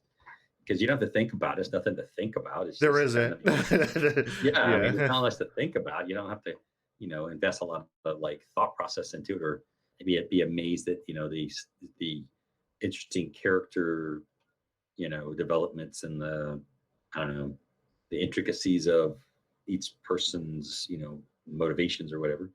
It's just like, oh, it's kind of fun, and oh, there's some interesting things, and some stuff blows up, and oh, the guy's immortal. That's kind of fun, and oh, this guy is she's sort of a vampire. That's kind of weird. Um, Speaking of stuff that blew up, what was that string on top of the the rocket, or that was attached to the rocket that the that Moriarty blew in the beginning of the movie when he's attacking where the was it the hydrogen like dirigibles or whatever are, and he shot the rocket, and the rocket had like a string attached to it, and he was like turning the thing, and it was like almost guiding it. I was like, I don't think you can do that. Do you yeah, remember? it could have been like a tow missile kind of a thing. The tow missile has that optical wire behind it so Hmm. like he's kind of fly by wire, I guess. So Okay. it's kind of like your early tow missile because the tow missile has you fire it and it has like a little TV thing, you control it. So I guess that's what that was. Okay, so that is So, an actual thing. I was just like, what is? I was wondering what the heck that was. I was like, what? right, How are you? Because it looked like he was, like I said, it looked like he was like just turning the actual rocket launcher. He was turning it, and it was actually like pointing like right. where the thing should go. And I was like, huh. Although I don't know why you would need that because I mean, like that's those the Yeah, dirigibles are just huge. To shoot the thing. It's like if you can't hit yeah. that, you're in trouble. And I would also say though, probably not the best plan to shoot like a rocket in a giant thing full of explosive loadable Yeah. gas. Hmm. Maybe that's more of a timer bomb thing. I don't know if Hmm. that's you thought that one through. And the other thing about, like I said, in terms of the bad guy or whatever, and like you said, why would he get everybody together Hmm. to do that? Why not just send, somebody to go collect these things? Because again, then you wouldn't even need Alan Quartermain. He didn't really give anything to that. You wouldn't need anything from Tom Sawyer because he wouldn't, because you all you Exactly. need was the vampire. You would need and again, Dorian can't contributing to that. You would need Dorian because Exactly. there's nothing he could contribute because that's his is kind of magical with the painting. So Yeah. really, you only need the Yeah. Invisible Guy, the Vampire Girl, and then Dr. Jekyll's Hmm. formula. Right. That's Right. it. Yeah. You wouldn't need Nemo's stuff either. So you would burn it down to basically three Okay. essential characters. No, okay. I thought that was funny. Was like Nemo's whole contribution to this whole thing was just like uh Dorian took pictures of his ship, and I'm just like, did you take pictures of the ship, hand it to engineers, and were just like, hey, make this? Like, wait a minute, I don't think that's how that works. It's like, as an engineer, you can't just give me a picture of something, be like, make this. I'm like, I might need a little more information than that. I'm just putting that out there. Just a little bit more information. Uh, but I mean, they made it. I mean, hey, they did it somehow. They made like what 7, 8 of them or something like that. I'm like, they did it. Right. They must have had the most brilliant minds in the world. So I guess they did it. But yeah, I can see that. It's just like, a movie that's on in the background. I probably wouldn't say that for me. It would probably be just like, I'd watch it if someone else is watching it, but I wouldn't actually like kind of go out my way to be like, just if I saw it on, I would skip over it. I'd do something else. I will say I like the beginning more than the rest of the film. I Mm. like the first part probably up till they introduce, yeah, so I like the part up until right after they ran across, and I didn't really understand that point. It's like once everybody gets together and they meet Dorian Gray and they basically got the whole crew together. I didn't really understand why Moriarty showed up there. Now I'm assuming Tom Sawyer was sort of the monkey wrench in the works because he wasn't expected to be there, Hmm. but he didn't really contribute or take away anything other than he shot a lot of with his Winchesters. Um, but it just seemed to me that the guy didn't, I don't know, he showed his hand early on, but for no apparent reason. Right, right. I don't know. I didn't really get it. Unless that's where he was trying to get the thing, Try to get their get powers stuff, early. I guess. Yeah. I don't know. But it just seemed he didn't show up with enough guys knowing how strong these guys were. It's Hmm. like, I don't know. I mean, because he already knew Dorian Gray, which again, if he was on his side, that's great. Have Dorian, Hmm. turn with them, not be one of them, and then have to Right. fight off his own henchmen and kill his own henchmen, which is weird. Um, yeah, I don't know. I mean, so that just seemed odd to me. It's like, Hmm. why not invite them to Dorian's house as a trap and then catch them and then Hmm. take their stuff or Hmm. whatever? Um, I don't know. Yeah, yeah. There's a few things like that, just like the police are too stupid to move out of the way of a of a tank. And I don't know where Right. it's just like Yeah. stop. Yeah. And I'm just like, okay, that's they bullets won't penetrate the armor, but a horn, what was that, a rhino horn would. And it was just like, they stabbed him with a rhino horn. I'm like, okay. I mean, I knew it was like I was getting into like a silly popcorn kind of movie. Right. It just wasn't silly enough for me to actually, to get so much involved or whatever. So it might be the right kind of silly for or just like the right kind of popcorn movie for a lot of people because uh, uh, when the movie was over, I happened to glance at the stars that were on Amazon, and it's 4.5 stars rated by the users. So I'm like, huh, well, a lot more people, a lot more people dig it than I do. So, um, but yeah, Well, well, no, it's not good by any stretch of the imagination. But like I mhm, said, there are scenes that I'll watch, like that scene. When they're in the library at Dorian Gray's house, mhm, is interesting, is fun. It's mhm, fun. mhm, Um, and of course, Sean Connery is always great. I don't. I mean, I think he's always good in pretty much everything I've seen him in. So, mhm. um, and it's again the idea is interesting. Yes, a very novel idea. I mean, Yeah. it's So, but it just didn't. Again, the bits are good. The whole is not. mhm. Yeah, exactly, exactly. I said everyone was. I said I don't think the act. I think the actor was pretty solid, except for the one guy that drank the the formula. right. He was getting everything. He was where he was like, ah! he was getting he was getting his paycheck. Yeah, yeah. But yeah, I was like the acting was good. It was just like they just didn't have much to work with. But you know, I'm surprised they haven't had a do over just yet. But you know, who knows? Like the last I heard about it was like back in like 2015 or so. They were talking about doing a TV series, but that was before Disney bought Fox. So who knows what's going to happen with that now? It might go back to Warner Brothers. They may do something with it. I don't know. Well, like But I said, I think it would work better as a series mm, on Prime or Netflix or some other, just because you could introduce the characters, and have the characters do their own thing, and mhm, maybe even the characters, let's say, the storyline is similar where someone is trying to get something from the characters, and let's say the characters, discover it in their own way, and then mhm. they kind of go, whoa, and so then that kind of leads them all to kind of run across each other's paths. You know how they typically do stuff like that. Right, right. That might be a way of doing it, and you already kind of know what the characters, who they are, and then you get the dynamics of them working together. That could work. Hmm. Um, I mean, And some things are better in shows or series, and some things are certainly better as a movie, as standalone. mhm, Um, and some things can cross over both ways, but that's rare, mhm. because I think they try to turn a movie into a TV show, which doesn't work the same way, and vice versa. So, I don't know. Yeah. I will say this: I'm glad that they didn't do the whole the team is mad at each other and they break up and then they come back at the end or whatever. I'm glad Right, that thankfully they didn't do that. right. you know, um, I mean, it could have had a bit more team building, but I would just say like I'm thankful that they didn't do that trope that they usually do Hmm. in ensemble cast movies. Like thankfully they avoided that because I was like that would have been annoying. But but yeah, like I said, and I do agree. Like there are some really good scenes in here where it was just like, yeah, just that scene alone is good.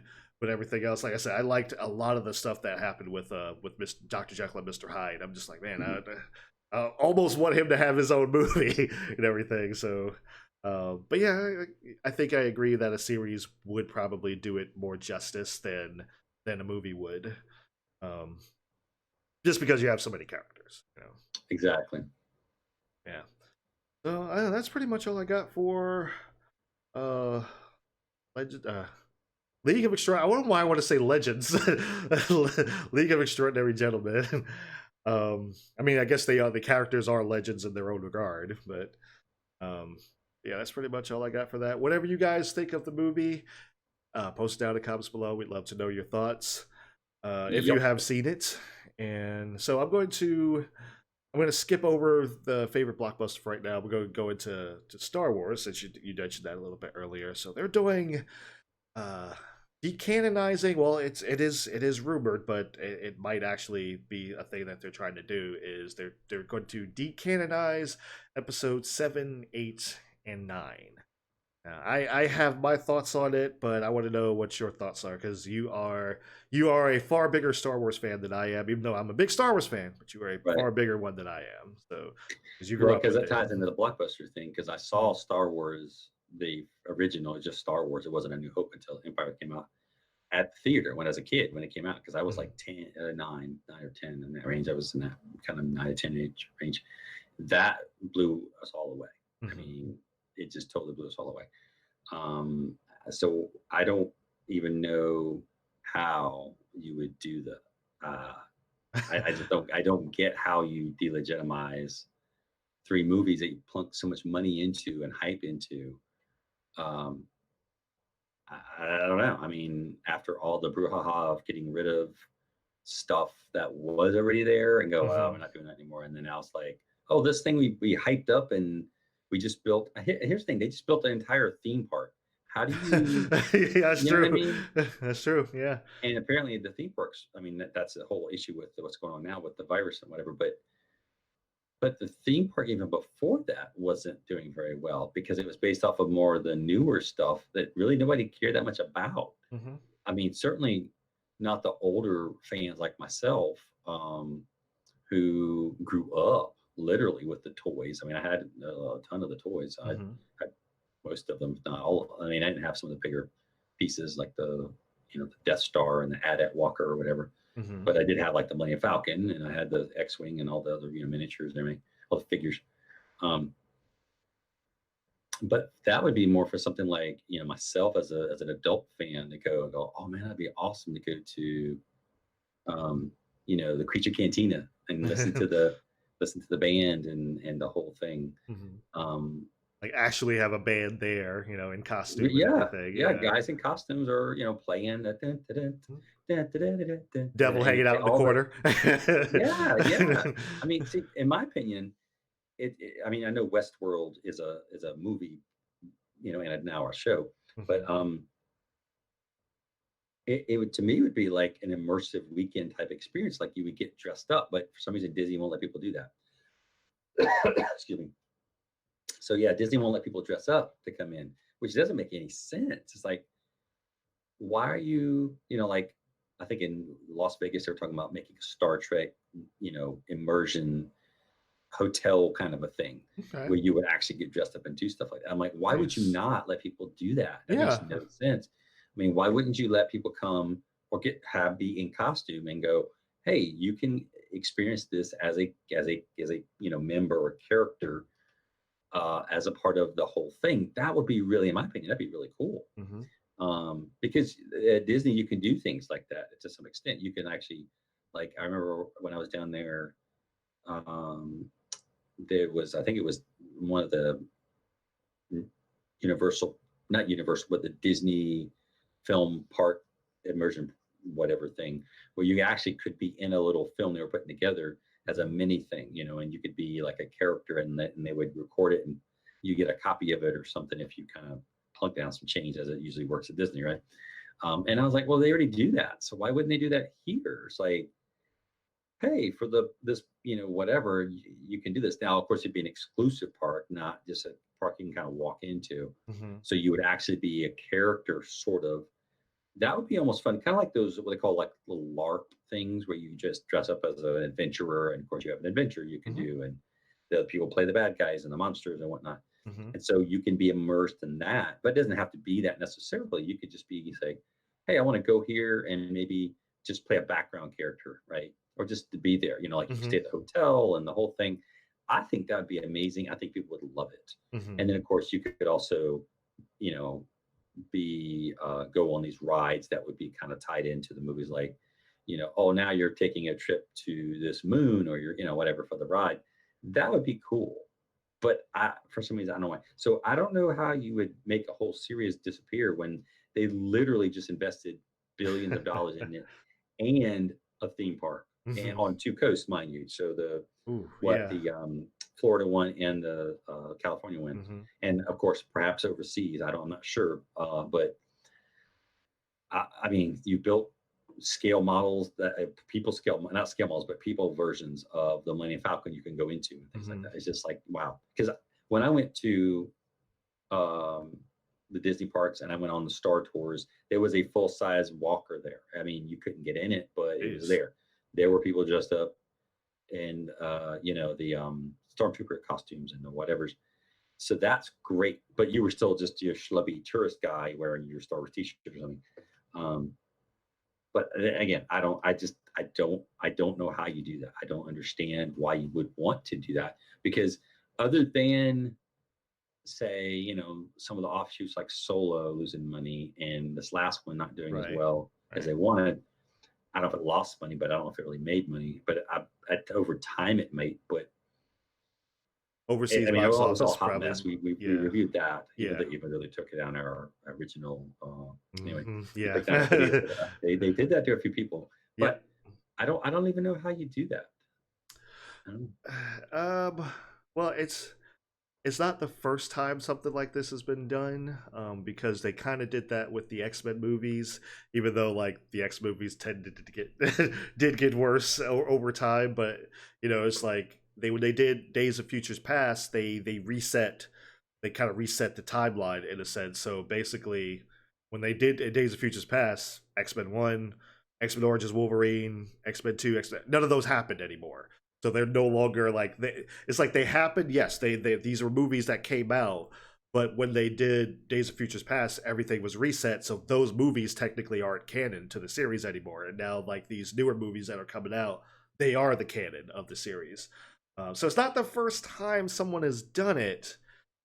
It's just as bad as these movies were, as much as they have ruined things in the original trilogy, I'm kind of okay with it if they leave it at okay, episode 6 is the end of the Skywalker saga. If you want to tell a new story after the Skywalker saga, fine. Go ahead, did. Yeah, more power to you. Go ahead, do it.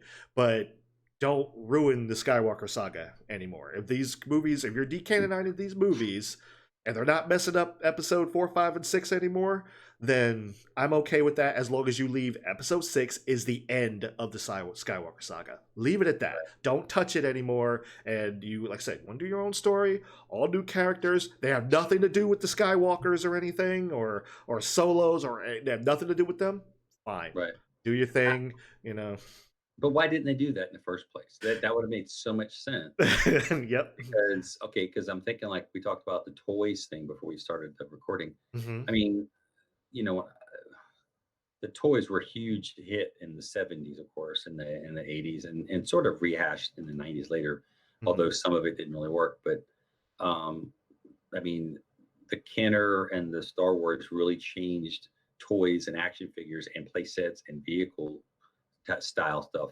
And of course, GI Joe kind of took it and ran with it too. But yeah, I mean, something like that was groundbreaking because kids could, and that was kind of new too because we talked about this before. At our panel for Thunder the Barbarian, you Mm-hmm. couldn't make toys for based off of TV shows because of the law that was then at the time, Mm-hmm. kind of a consumer law to protect kids.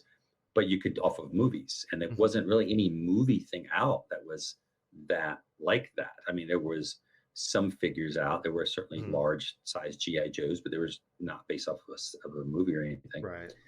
There's a Lone Ranger, things like that. But again, those were old kind of series that were kind of defunct, but they were still fairly popular. Mm-hmm. Um, but then when Star Wars hit, it just like changed everything. Because I remember as a kid, I had like there were Fisher Price adventure people, Mm-hmm. which were cool, which were actually really cool. And they actually like the boats floated and things like that. So that was kind of fun. But those were always like more for like little kids, in my Mm-hmm. opinion, as an older kid, kind of that 8, 9, 10-year-old range. So I had like Micronauts, which were interesting because they were cool because they were unusual because again it was a comic book out at the time, Marvel stuff. The Micronauts was just kind of interesting because they were spacey, so it was different, and so that kind of led right into Star Wars because Mm-hmm. again Star Wars was completely different. Yeah. So then, unlike the Micronauts, which had like silver heads and they were sort of robots and they could some of them could the vehicle stuff you can take them apart and create different things, which was fun. It wasn't real, where Star Wars was like real people. It's like you Mm-hmm. could see yourself as Luke Skywalker or Han Solo or whoever. Right. And it's like because they were human, they weren't like the aliens, because you were like, oh, that's kind of an alien, I don't know what to do with that.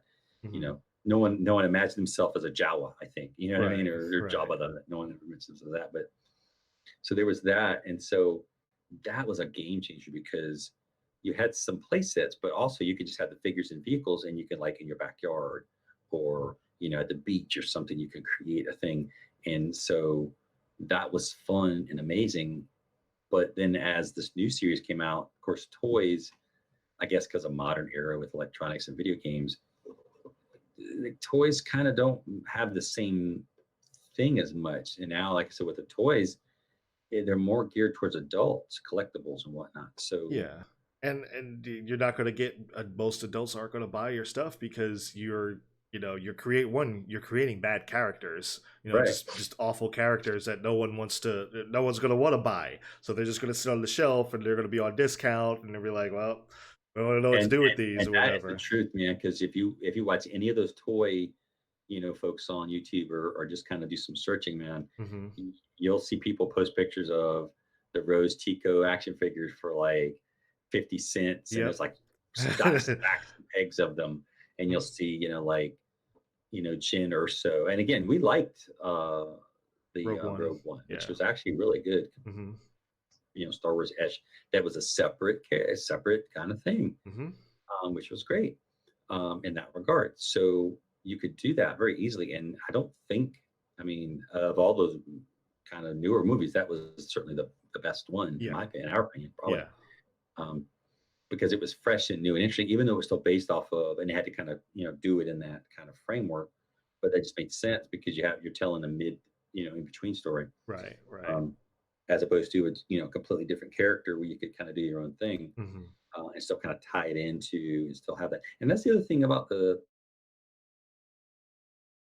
park is like, and a lot of people said they didn't understand why wouldn't you base it off of the old original stuff, because this is more based off of the newer movies and stuff. Hmm. And I'm like, because that's not what people really remember. I mean, remember, if you're an adult and have kids, you talked about it and showed your kids the original movies. They grew up again watching even on home video or whatever, not at the theater, but Right. you know, they grew up on the adventures of Princess Leia, Luke Skywalker, and Han Solo, and Lando Calrissian and Chewbacca and all these other characters. They didn't. I mean, they saw them in movies and they're like, oh, they're kind of neat. But it was just trying to do too much. There were too many characters. I don't know. It wasn't enough character development because you had like I said, League of Extraordinary Gentlemen. You had too much stuff going on. You couldn't really develop or go anywhere. Hmm. Um, Yeah, the and story. then they I mean, even the kind of story though, kind it of just didn't make any ham-fisted, sense. Yeah. heavy-handed some stuff. What's that? Yeah, I was like, even the story didn't make any sense. You know, it was like you go Right. from 7 to 8 to 9. It's like there's all this discontinuity and it's just like disjointedness. It's just like, Mhm. what is even the purpose of any of this that's happening right now? It's just like Yeah, I don't know if it's a good decision for Disney or if it's just another bad decision for Disney because, I mean, you already got the bad decision of let's make a movie based off the original series, but don't really focus on the original series that much, other than throw some characters in from the original series, Mm-hmm. but then don't focus too much on them because they got to have new characters, Mm-hmm. and then kill them off real quick. Yeah. Uh, Yeah. but if that's the case, then just don't have them there, or have them there as legend or something. Maybe Exactly. have one, maybe have Luke or something. Maybe have one character in there somewhere. Yeah. Um, maybe. Uh, and they just have like these people growing up in that kind of shadow of these things that they're looking up to, and go that way that it develops them to say, yeah, my life is tough, but I can overcome it, like Luke Skywalker when he blew up the Death Star, or Mm-hmm. the legend of this or whatever. He was just a farm boy like me. Yeah. Okay. So then that kind of germinates something naturally inside the character, Mm-hmm. to where they can kind of go, you know what, I'm going to strike out on my own and do these things, kind of like the discussion we had before about Ray's character development, of just going like, I'm just going to wait around for my parents to show up before I leave. Oh, dude, you want to leave the planet? Let's go. And it's like, what? You're counting down the days till your parents come back, and then this guy shows up, and you're like, okay, we'll go. It's like, what? It's like, but she's a strong woman. I'm like, not really. She just left the first guy. He said, let's go, Mm-hmm. and she goes, okay, and then they left. It's Mm-hmm. like, uh, sure. It's like, what? This total stranger guy goes, we gotta leave. Okay, Mm-hmm. let's do it. Yeah, and I don't know. they So I don't know. uh, But then but then tie that in with they already saw the movies weren't doing that great. They were doing okay. They were making sort of money-ish, I guess. yeah, they were making money. They were making money. I But mean, Last Jedi actually made a lot of money, but as far as like yeah, yeah, fan responses to these movies, they've gone down with each one. You know, right. And I think despite what the Rotten first Tomatoes is trying to tell us, but yeah, they've gone right. down with each one. Well, that's the thing. I think with the first movie, for example, with the Force Awakens, which really didn't really awaken much, but you still had that kind of weird thing of like, I don't know what's going on here. It's like, Hmm. but I think it was enough to get people go like, okay, so it's an interesting start. Wasn't great, wasn't terrible. Let's see what happens. So I think Right. it's kind of like with the original Star Wars. I think people went to see the second film to go like, what's going on next? And then, of course, when the third film came out, of course, being having a cliffhanger from the second film, you're like, well, I got to find out how it happens. So that's Hmm. kind of that thing. And so, but at the same time, it's like, you go from those movies to creating a whole theme park or several theme parks based off of that kind of universe, then you're like, why would you make it go away? I mean, I guess you could easily switch it, but you just built the doggone thing. Yeah, yeah. I That's mean, I don't know. I I don't understand how you would even do that. I mean, I don't I, know. I I mean, the X-Men I think is a different thing because it wasn't really based off of anything kind of already established that had the impact that Star Wars did, you know? mm-hmm, So you have the pun intended juggernaut of Star Wars mm, compared to see the X-Men, which were, you know, decent movies overall, but it wasn't a phenomenon like the Star Wars because remember it was, I mean, it kind of introduced the trilogy kind of setup of mm-hmm, movies because it really the movies hadn't really done that at that point, and it also created, like I said, this the toy, you know, explosion essentially, um, and so yeah, again, I don't know mm-hmm. how you do that. Yeah, that's that part's going to be weird. I hadn't really thought about that until like you talked about it. That part's going to be really weird. Um, and the other thing that the only thing that I do know is that uh, everyone's favorite director, Ryan Johnson, is still in the is doing another trilogy. So I'm like, okay, that's still happening. I was like, all A right, Star Wars trilogy? he's still doing it. He's still doing it. They they said he was doing it. Then they said he wasn't, and they were just like, and then they're like, no, we never said he wasn't. He's still doing yeah. But you know what? Here's what I hope, because it's one director, one writer. Even if it may not be good, at least it may be consistent and coherent. I might be able to at least follow it and see what it's going through, Dude, whatever. dude, dude. But His movie wasn't consistent and coherent in the movie he did. I know, I know, And I I know. point it out That's to that's people, and they fair. keep That's going like, "What are fair. you talking about?" I'm like, this, and this, and this," and I point out every little part of the things that didn't make sense in Mhm. the movie itself when it said, "Well, we can't contact anybody. We're too far out." Then they like 5 minutes later Literally contact. contact somebody. I'm like, "You just said you could contact somebody else, so now you contact somebody." Oh wait, and it just happens to be a person that can't help you. How about relay the message?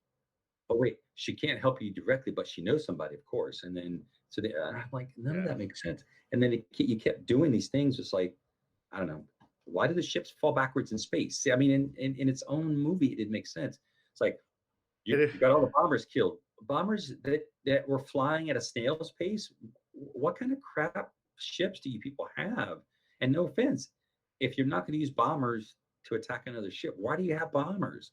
It's like none of it makes sense. It's like, well, and of it, course, later on in the movie, of course, you learn like, well, gee, if you hadn't blown up the dreadnought, you ought to be dead now. hmm, But they don't rectify that and go, cheapo, you were right. We probably should have blown. I'm glad you blew that up because we all be dead now. And I mean, no, say, none of that he's a makes piece of sense within garbage itself. because yeah. And Don't get at me the started on end, the Last Jedi, yeah, of no, course. no, no, I get it, I get it, I get it. And especially and at the end where it's just like they did, there was this whole thing about tracking through hyperspace. They can track through hyperspace now. So at the very end, the Millennium Falcon hyperspace is away. So it's like just chase them. Just go after them. Go find the And ship. it's just like, yeah, okay. So she left in the Millennium Falcon. Okay, go after her. You can't Right. do that. They're just like, now nah, wait like a good 3 years before I do it again. But yeah, no, I was Again, I was more so I, thinking like at least there's somebody like, all right, they have a roadmap, as opposed to there was no roadmap with these three movies, and that's like they are completely disjointed from one another. I would probably say Rise of Skywalker is more a sequel to Force Awakens than the Last Jedi. It's like they were trying to mhm. erase stuff that happened. The Last Jedi was trying to erase stuff that happened in the Force Awakens. So it was like you got too many people, too many cooks in the kitchen. One cook in the kitchen might help. Might help. So even though it's him, it might help. But So who's going to go see it? was I mean, that? honestly, Was that? I mean, who's going to go see it? Yeah, that's a good point too. That's a good point Because too. because people saw the last because like if you watch like Robot Head or a few other people who review movies, it's like you know what he did, Hmm. and not I'm not even let's not even let's take out the whole issue of him kind of destroying the franchise or whatever, I guess, or whatever. I'm not let's not even say he did that, Hmm. but he wrote such a horrible, incoherent middle saga Hmm. that just again didn't make sense within itself, Hmm. even in a technical aspect of, well, they're fighting in the throne room, but yet why is Kylo Ren fighting when he's in charge now after he killed Snoke? I'm like, Exactly. why are the guards fighting against him? He's in charge. I'm like, it can't be the first time they've been around. It's like, yeah, remember when yeah, remember we heard about, whatever guy that Darth Vader choked out, and now Uh-huh. this other guy's in charge. And I go, okay, well, I'm in charge. Yeah, It's like that's exactly. the norm for them. I mean, Mm-hmm. I'm sure Snoke would have choked some people out. It's like you don't like it, boom, snap his Yeah, neck. Next dude. yeah. You know what I mean? They would have done that, and they would have said like, oh, okay, and it's just the new dude in charge, Hmm. whatever.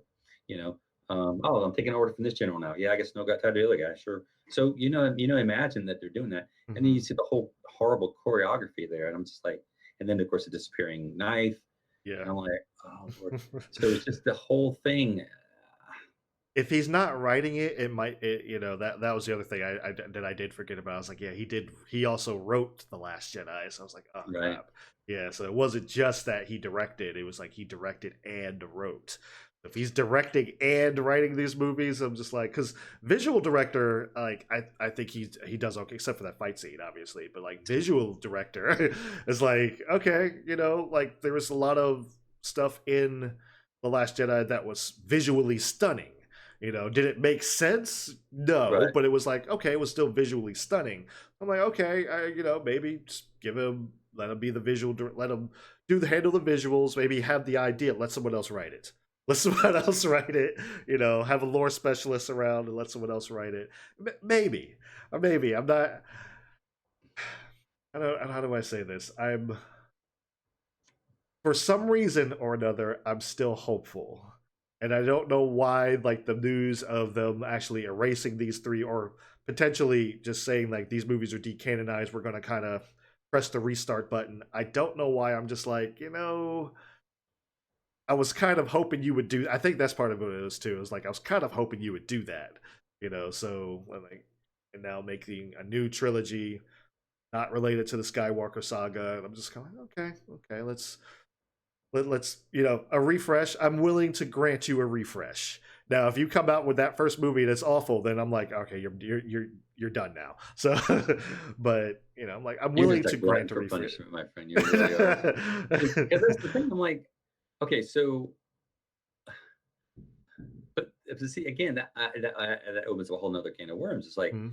so you're going to say, oh, hey, Ryan Johnson, we want you to write and direct these three film trilogies. Uh-huh. Yeah, the one you did first before. Yeah, we're going to throw that in the garbage, man. No. We totally appreciate you doing it. No, we really do. No. Don't worry about no. It's all good. It's all good. That's why we're giving you these three to do. You see, we want you to do this. And he's like, what? Oh no, those others were fine, but there was just it's some issues, whatever. No, do whatever you want to do. Yeah, no, that's fine. It's like no, That's a good I point. it's, I didn't think I mean, about that. That's a good point.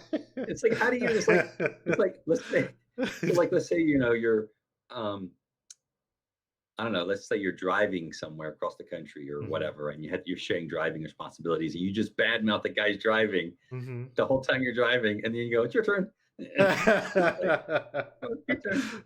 And I mean, what? You know what I mean? You see what I mean? It's like, Yeah. you're I riding the gotcha. clutch, and I dude, you're gotcha. all over the place. You go off the road, you're not paying attention. Oh Mhm. my God, I don't understand you, man. Come on, don't you know how to shift the gears? Like, it's like, oh, your turn. Yeah, I get it now. I get it. Yeah, that I didn't even think about, like, just the fact that just like, oh, we want you to do these three movies. We're gonna tell them we're totally throwing away that other one. Right. Or you're Like, like, let's say, we've both been in the military, right? So like, mhm, you bad like say there's a mechanic or something, you bad mouth like mechanic skill up and down. You're like, oh my mhm, God, he couldn't fix a sandwich without wrecking it or something. And you're like, what? mhm. And it's like, oh, okay, your shift. And then you leave, and you're like, I don't know. Yeah, I wouldn't fly on the plane, man. Yeah, it's a good point. I check the brake lines before you leave just in case. Yeah, Just in yeah. I case. don't.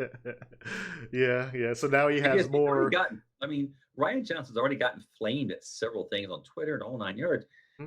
I can't imagine he wants to do that again. I don't know, man. I don't know. So again, I just can't wrap my brain around this. Mm-hmm. I don't know. Yeah, I think it's it's just a weird. bunch of talk to keep the Star Wars relevant. I think. Maybe Honestly, I think it's just a PR stunt. yeah That would make the probably. most sense because it's Hmm. like, I mean, logistically, you created, like I said, 3 movies. Well, more than 3 movies, but 3 main, trilogy movies. You've created toys, even though it didn't sell. You've created a whole theme parks around it. You've created other products based off of that sort of ish. So it's like, I don't know. I mean, I just think it's just a PR stunt ploy, just to kind of get people interested in talking about, Star Wars. Just keep it relevant because remember after the '80s and the movies, after Return of the Jedi, there was nothing. They threw out some toys for a while. They did pretty good, but then it just kind of disappeared. And so they created another toy line, and they re-released the movies to kind of drum up interest in the '90s again. So they try to do that to kind of keep it relevant, and so it's kind of a par for the course Gotcha. thing. I don't know. I don't even understand it. See what the masses is gonna do with this and everything. Like I said, just drum up some interest again because it's Right. be a while for the next. Or it'll be a while before the next Star Wars movie Right, ever whack the comes hornet's out. nest a few times. Anybody Yeah, listening? You yeah, know, exactly. That might be true. That very well might be true. And more I think about it yeah, now, it's like that probably makes more sense than what they're actually trying to do. So, oh yeah, and yeah, then that's the thing. It's like you say that, like release it or sneak it out there, like don't tell anybody, uh and then huh, it develops this huge buzz mm-hmm, that kind of keeps itself afloat. yeah, And then people, of course, and certainly fan folks are like us, and movie people are going to talk about it, and mm-hmm, tour people are going to talk about it. So you kind of it's kind of free publicity, really, yeah, which is kind of brilliant in a way. It's like, oh, how can we do this? Oh, let's do this. Okay. mm-hmm. And so you got that going on. So yeah, again, I don't buy it. I think it's just a sneaky ploy We'll by the believe it when Disney we see it. benevolent Yeah, Disney overlords. yeah, because they own everything, Yeah. just about. All right. So now that we've talked a little bit about Star Wars, we're gonna go into the last segment, a blockbuster summer video, which is going to be what is your favorite blockbuster movie or blockbuster moment, whatever, or they could be both. So I'm gonna start with you. What is your No, no, favorite? no. You start. You start. Okay. Well, mine is Die Hard with a Vengeance. That is my favorite. Even though the movie theater we were going to wasn't packed, it wasn't like busted the block. It was like a Tuesday, so obviously, it wasn't a whole lot of people in there. Tuesday, midday. But it's a special movie for me. One because the movie was really good, but also like this was a day where I played. My grandmother and I played hooky. She Oh, was off work. I was off of school. We weren't technically off, but it was just like we're playing hooky basically. We're just like let's go see a movie. So we went to go see a movie. Went to go see Die Hard with a Vengeance, and that was first and only Die Hard. Well, no, I saw the fourth movie in the theaters, but for a long time that was the first Die Hard movie that I'd seen in theaters, mm, and the theater experience was great. It was awesome. Like I said, it was fairly empty. It was probably like 6 people in there, including us, and like it Tuesday had afternoon. That's what yeah you expect. Right? yeah it was like it was like 11:30 matinee or something like that, and just yeah. So we just went there, and like I said, the sound was great because I think, and I've told you about this before, just like whenever the gunshots were actually firing, and they get how they do, they fire behind the person, fire Yeah. behind John McClane instead of at him, but Mhm. the gunshots would actually travel up the theater, so it was like Right. moving up, and it was just like it felt like you were actually there, and I was just like that was really cool. And it was just like a special moment. Like I said, the movie was really good. That there Mhm. that definitely helped out astronomically. So that would be my favorite. Second, like a close second would be Jurassic Park and Cliffhanger doubleheader, or the double feature, I should say. That would be the second one, because it was like we watched Jurassic Park and then Cliffhanger was the second feature after that. I don't think movie theaters do that anymore, because this is the '90s. So like, I don't think movie Well, that theaters was do probably that. like a sneak preview because they do that occasionally, like They on a do. Thursday or Wednesday. Sometimes they'll have a movie out and you'll pay for one movie Mm-hmm. or like a movie and a half or something, and then Mm-hmm. they'll show like the new movie as a sneak preview. Sometimes they do that still. Hmm. So yeah, you're there for a long time. Yeah. But heck, I've done that, and that's nothing wrong with that because you get to Mm-hmm. see some cool movies before everybody else, which is really fun. Mm-hmm. Um, but we like movies, so that's the Yeah. thing. Yeah. Oh yeah. Die Hard. I Die Hard totally, with a I Vengeance is my totally number get one. Jurassic Park, man, because Mm-hmm. when that came out, I was like, wow, that's amazing. Um, that was definitely, you're right, one of those. That was definitely, I think, a blockbuster. Mm-hmm. Yeah.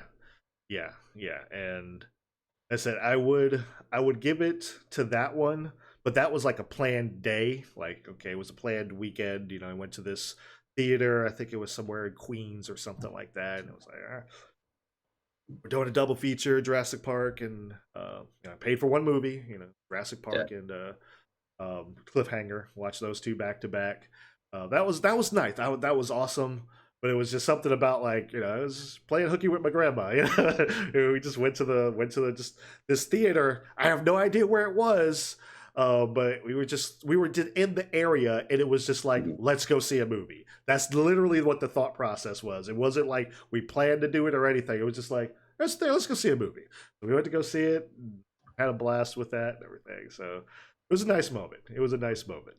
So that's my number one blockbuster moment. So what would be yours, sir? Well, like I said, the main one would be, of course, Star Wars Hmm. because it was such a phenomenon. When I was like 9 or 10. I was kind of in that mid nine, like 9.5 range, Hmm. but that was the first.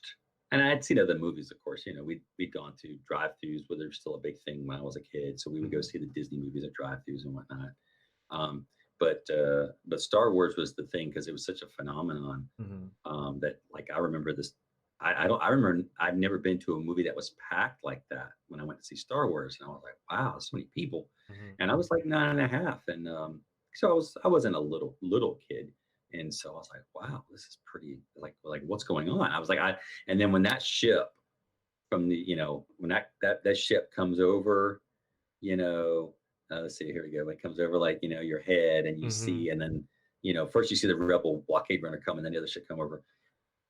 The, I mean, the sound of the whole thing, you're just like, whoa.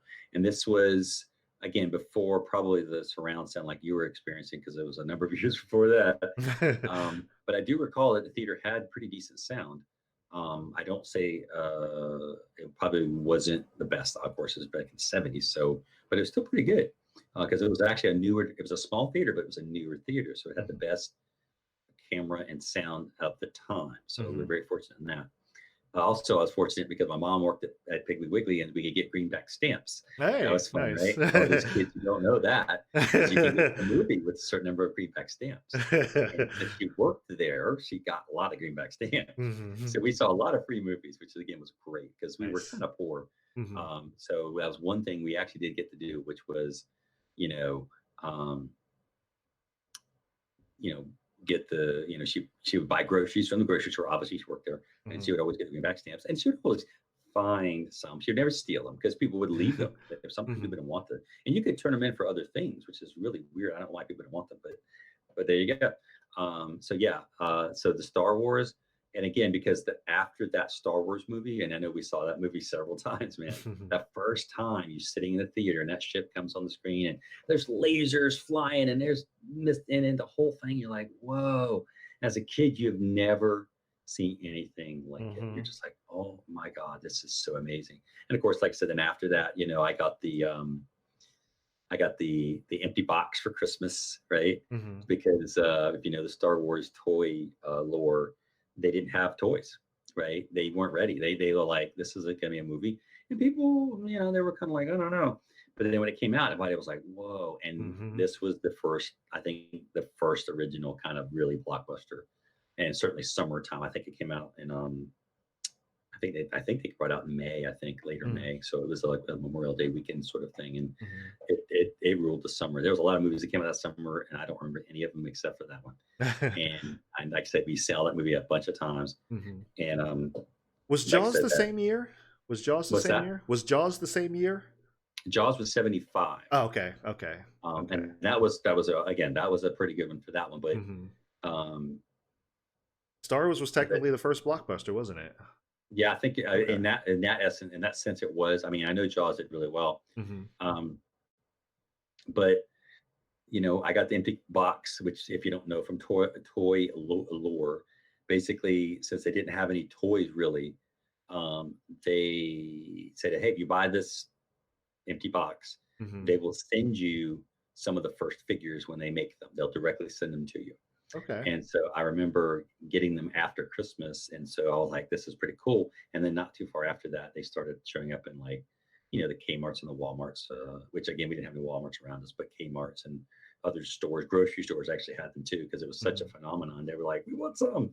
And so you could go down a grocery store toy aisle, which would typically have a bunch of, cheap stuff. Nowadays, it had like so many Star Wars toys, and mostly the figures, but occasionally it's like like a vehicle, like this the Luke's land speeder or something.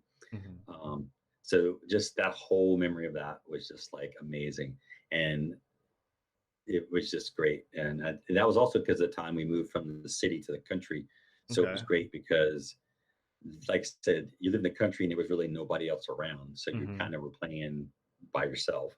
So it was great to have adventures with the figures and the vehicles. I mean, like, where we lived on the coast, we had like a mud flat, but it had some sand on it. So like a Hmm. sort of a beach.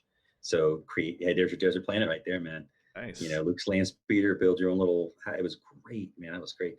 This my second runner up, which was a few years later, was Raiders of the Lost Ark. And I was like Oh, 12, okay. 12, 13 when that came out. My brother took me to see it, greenback stamps, right? Um, that movie, again, the sound was pretty good because it was still a fairly new theater.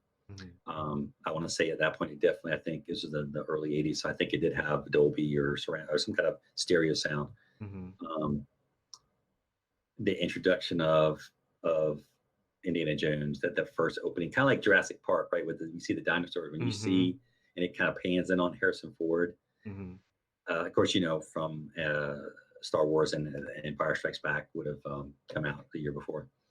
So that one, just because I was older, and of course, Empire Strikes Back, I remember that too. But I kind of lump Star Wars all in kind of the same.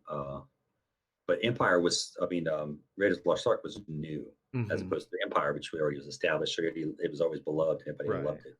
But Right. but Raiders of the Lost Ark was new because that back then everybody's like, oh, Harrison Ford is not Han Solo anymore. What's going on? And he's doing Mhm. a new character. What? And so it's kind of like back in the day when an actor went on and did something else, people were like, wait, I thought he was this character. And so then it was kind of like, I don't know, and they were like, I don't know. But then when he did it, everybody was like, whoa. Mhm. So then he's created himself another trilogy, and well, we'll say trilogy. We won't worry about the fourth one, Yeah. and now apparently a fifth one. We won't. Yeah. We'll pretend those don't exist. But yeah, the Raiders Lost Ark, um, that summer blockbuster and that made a ton of money too. Mhm. Um, but that one I remember just because I was older, and I felt like, I don't know, just something cool about, go with my brother instead of my parents. That was Mhm. kind of like, Mhm. you know what I mean? It's like instead of going with your grandparents or your guardian or whatever, it's like going Mhm. with my brother, like we're just dudes. I was Yeah, like, I'm just yeah. a dude. We're two dudes seeing a dude movie, because you're like, you're 12, you know what I mean? You're not quite an adult. You're not, Yeah. you're yet. Yeah. You're like 11, 12. You're like, I'm gonna go see a dude movie with a dude, Mhm. like a friend. You're like, we're cool. Even though he's Mhm. my brother, I was like, nah, he's cool. Mhm. And I also remember because the theater was packed. Mhm. But also the reason why I remember this one so fondly is like it must have been a tropical storm or something. But anyway, it was so much rain because you're watching the movie and it was so loud. The rain was so loud. Oh, man. when we got out of the movie, we had to park around the back, right? Well, the Mhm. parking lot was flooded. Um, Oh, no. and so our car was fine because we parked on the back in the back of the theater. Uh-huh. Uh, because I guess the way they built it was like the theater was kind of raised up. You know, when they build a building, they'll build up the foundation a little higher. So the Mhm. parking behind the theater instead of in front, which was, because the front door was how you get in. After, because you could go out the back way, you know how theaters are. Yeah. And so when we came out, we were like, whoa, it's water. And we walked around the corner to the very back of the building. The car was fine because it was up kind of up on that incline hill, Okay. whereas the parking lot was flooded and people's cars were flooded. So that kind of burned it in my brain as well. But Okay. but man, that was, and we of course we went back and saw that movie many other times again Mhm. too, because that was such a great movie. Because that again is kind of real. It's like Mhm. it's a real person doing a real thing, and you could do the Indiana Jones adventures. They didn't really have the toys for that. They did have some, but not. I don't know. I don't know why they didn't really do as well as the I don't know, the Star Wars type toys, but I don't know. Perhaps But those more. would be my two big blockbusters. Yeah, and I was gonna say perhaps because like more kids went to see Star Wars than Raiders of the Lost Ark, probably. Yeah, because that was more of an adult type movie. That's why I felt like, oh, I'm an adult Yeah. in a dude movie with I'm just like, this isn't for kids. This is for adult people, even though it was a B movie. Yeah. I Mhm. was like, this is more of an adult because again, it wasn't like a fantasy adventure, although it was. It was Mhm. still an adventure. Mhm. Um, so yeah, I don't know. Maybe I don't know. Maybe it wasn't as much it wasn't as imaginative maybe because Star Wars, the universe with like things you didn't know, whereas Indiana Jones took place on Earth in a historical period you did know. Mhm. Maybe I don't know. I Okay. don't know. Okay. And of course, he's older. There's no kids in it. Like Luke Skywalker was younger, so you could Right. kind of see because if you're in that 10-year to 12-year-old range, or Mhm. even maybe 7 to 12-year-old range, you're close enough in age to Luke, who the actual actor probably was like 19 at the time, and he Mhm. looked young. So you're like, I can kind of see that. It's like Mhm. I could see myself as this character, Mhm. because he's kind of like me, and he's kind of, you know, I'm on a farm, and Mhm. he's a farm boy. Wait, what? It's like, Yeah. Yeah. so I could Poor see. I farm don't know. boy. Yeah. Yeah, those are my Where? two Yeah. blockbusters. Yeah, I don't see this. It's good picks. Good picks. Good picks. So you have a similar one like with your brother as I had with my grandmother. So yeah, that's Right. pretty Well, cool. I will say with my dad and all the Star Wars, we saw all the Star Wars movies together. My dad and I, Mhm. except for the latest ones, because he's older now and he's kind of in early dementia stages. So I know everybody's going to like, oh, it's terrible, and it is. It's terrible. Thank you for all your, uh, I know people are going to say nice things, and I appreciate it. Mhm. But I know we saw The Force Awakens. It was the last Star Wars movie we saw together. He Mhm. did not like it, just because he was upset Luke wasn't in it more, which again I think everybody was. It's Yeah. like what? That was it. He was like, that was it. He goes, I don't like that. He goes, why wasn't there more Luke? And he goes, and I didn't understand why did he kill. Why did the boy kill Han? I don't understand that. And I was like, Mhm. nobody understands it. I don't know either. Like that seemed kind of stupid. Um, but yeah, he didn't like it. Of course, it was too loud. He didn't like that either, which I didn't either. But Mhm.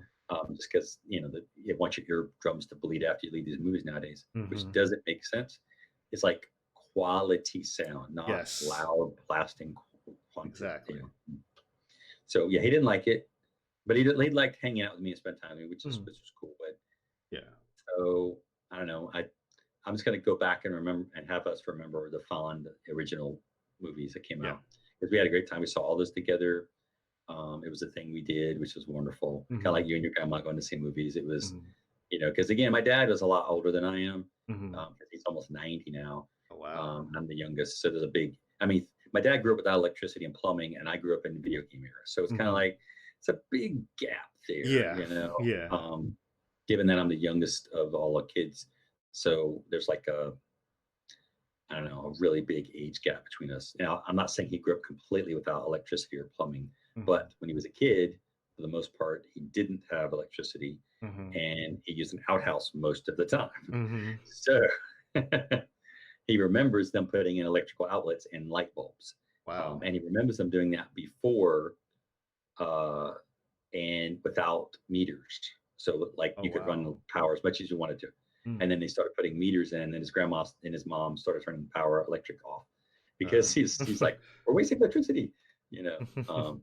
So yeah, but that's again, he grew up. He was a young kid in World War II time frame. Uh, So his actual brother went off to World War II and died. So so yeah, but he was what 10? He was about 10 or 11 when Pearl Harbor was attacked.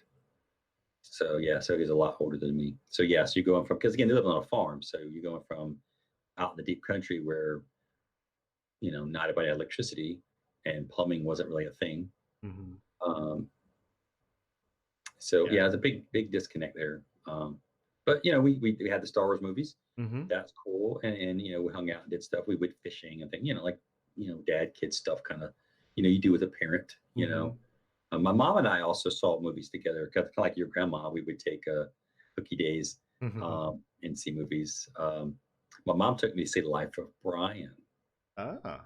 a rated R movie with a big thing, which is, again, I was a young kid. Mhm. Um, so I was like, wow. My mom was cool like that, like your grandma was cool like that. uh, that was right. Thanks for sharing that, man. Thanks for Yeah, sharing man. that. I appreciate it, and I think I can't think of a better better note to end the show on.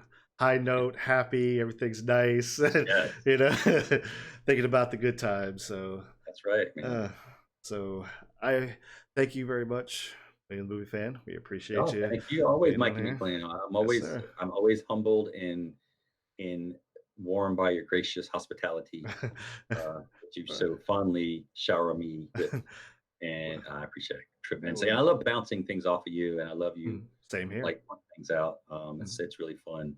Um, so Same here. thanks. Yeah, thank you, man. Thank you. And be sure to subscribe to William the Movie Fan over on YouTube. Just look up William the Movie Fan or click the link in the description down below. It will point right to it. And follow us on the social media so you can keep up to date for when we're going to Comic Cons, live cons. You can come see us live. And like I said, follow social media, Facebook, Instagram as Big Blam Entertainment, Big Blam ENT on Twitter. And if you feel ever so gracious, like I say, you can always subscribe for $1 a month for Subscribe Star, and or I just not and or don't do both. Subscribe Star or Patreon. $1 a month, like I said, gain access to the Facebook group and the Discord. So you can come talk with us, request movies, so you can, your request about just like these were requests from the people in the Discord. So to shout out to people in Discord, thank you guys so much. And yeah, We appreciate it. we really appreciate it. And that'll be it, guys. Like I said, thank you guys so much for watching, and we'll see you in the next video. Stay tuned for more.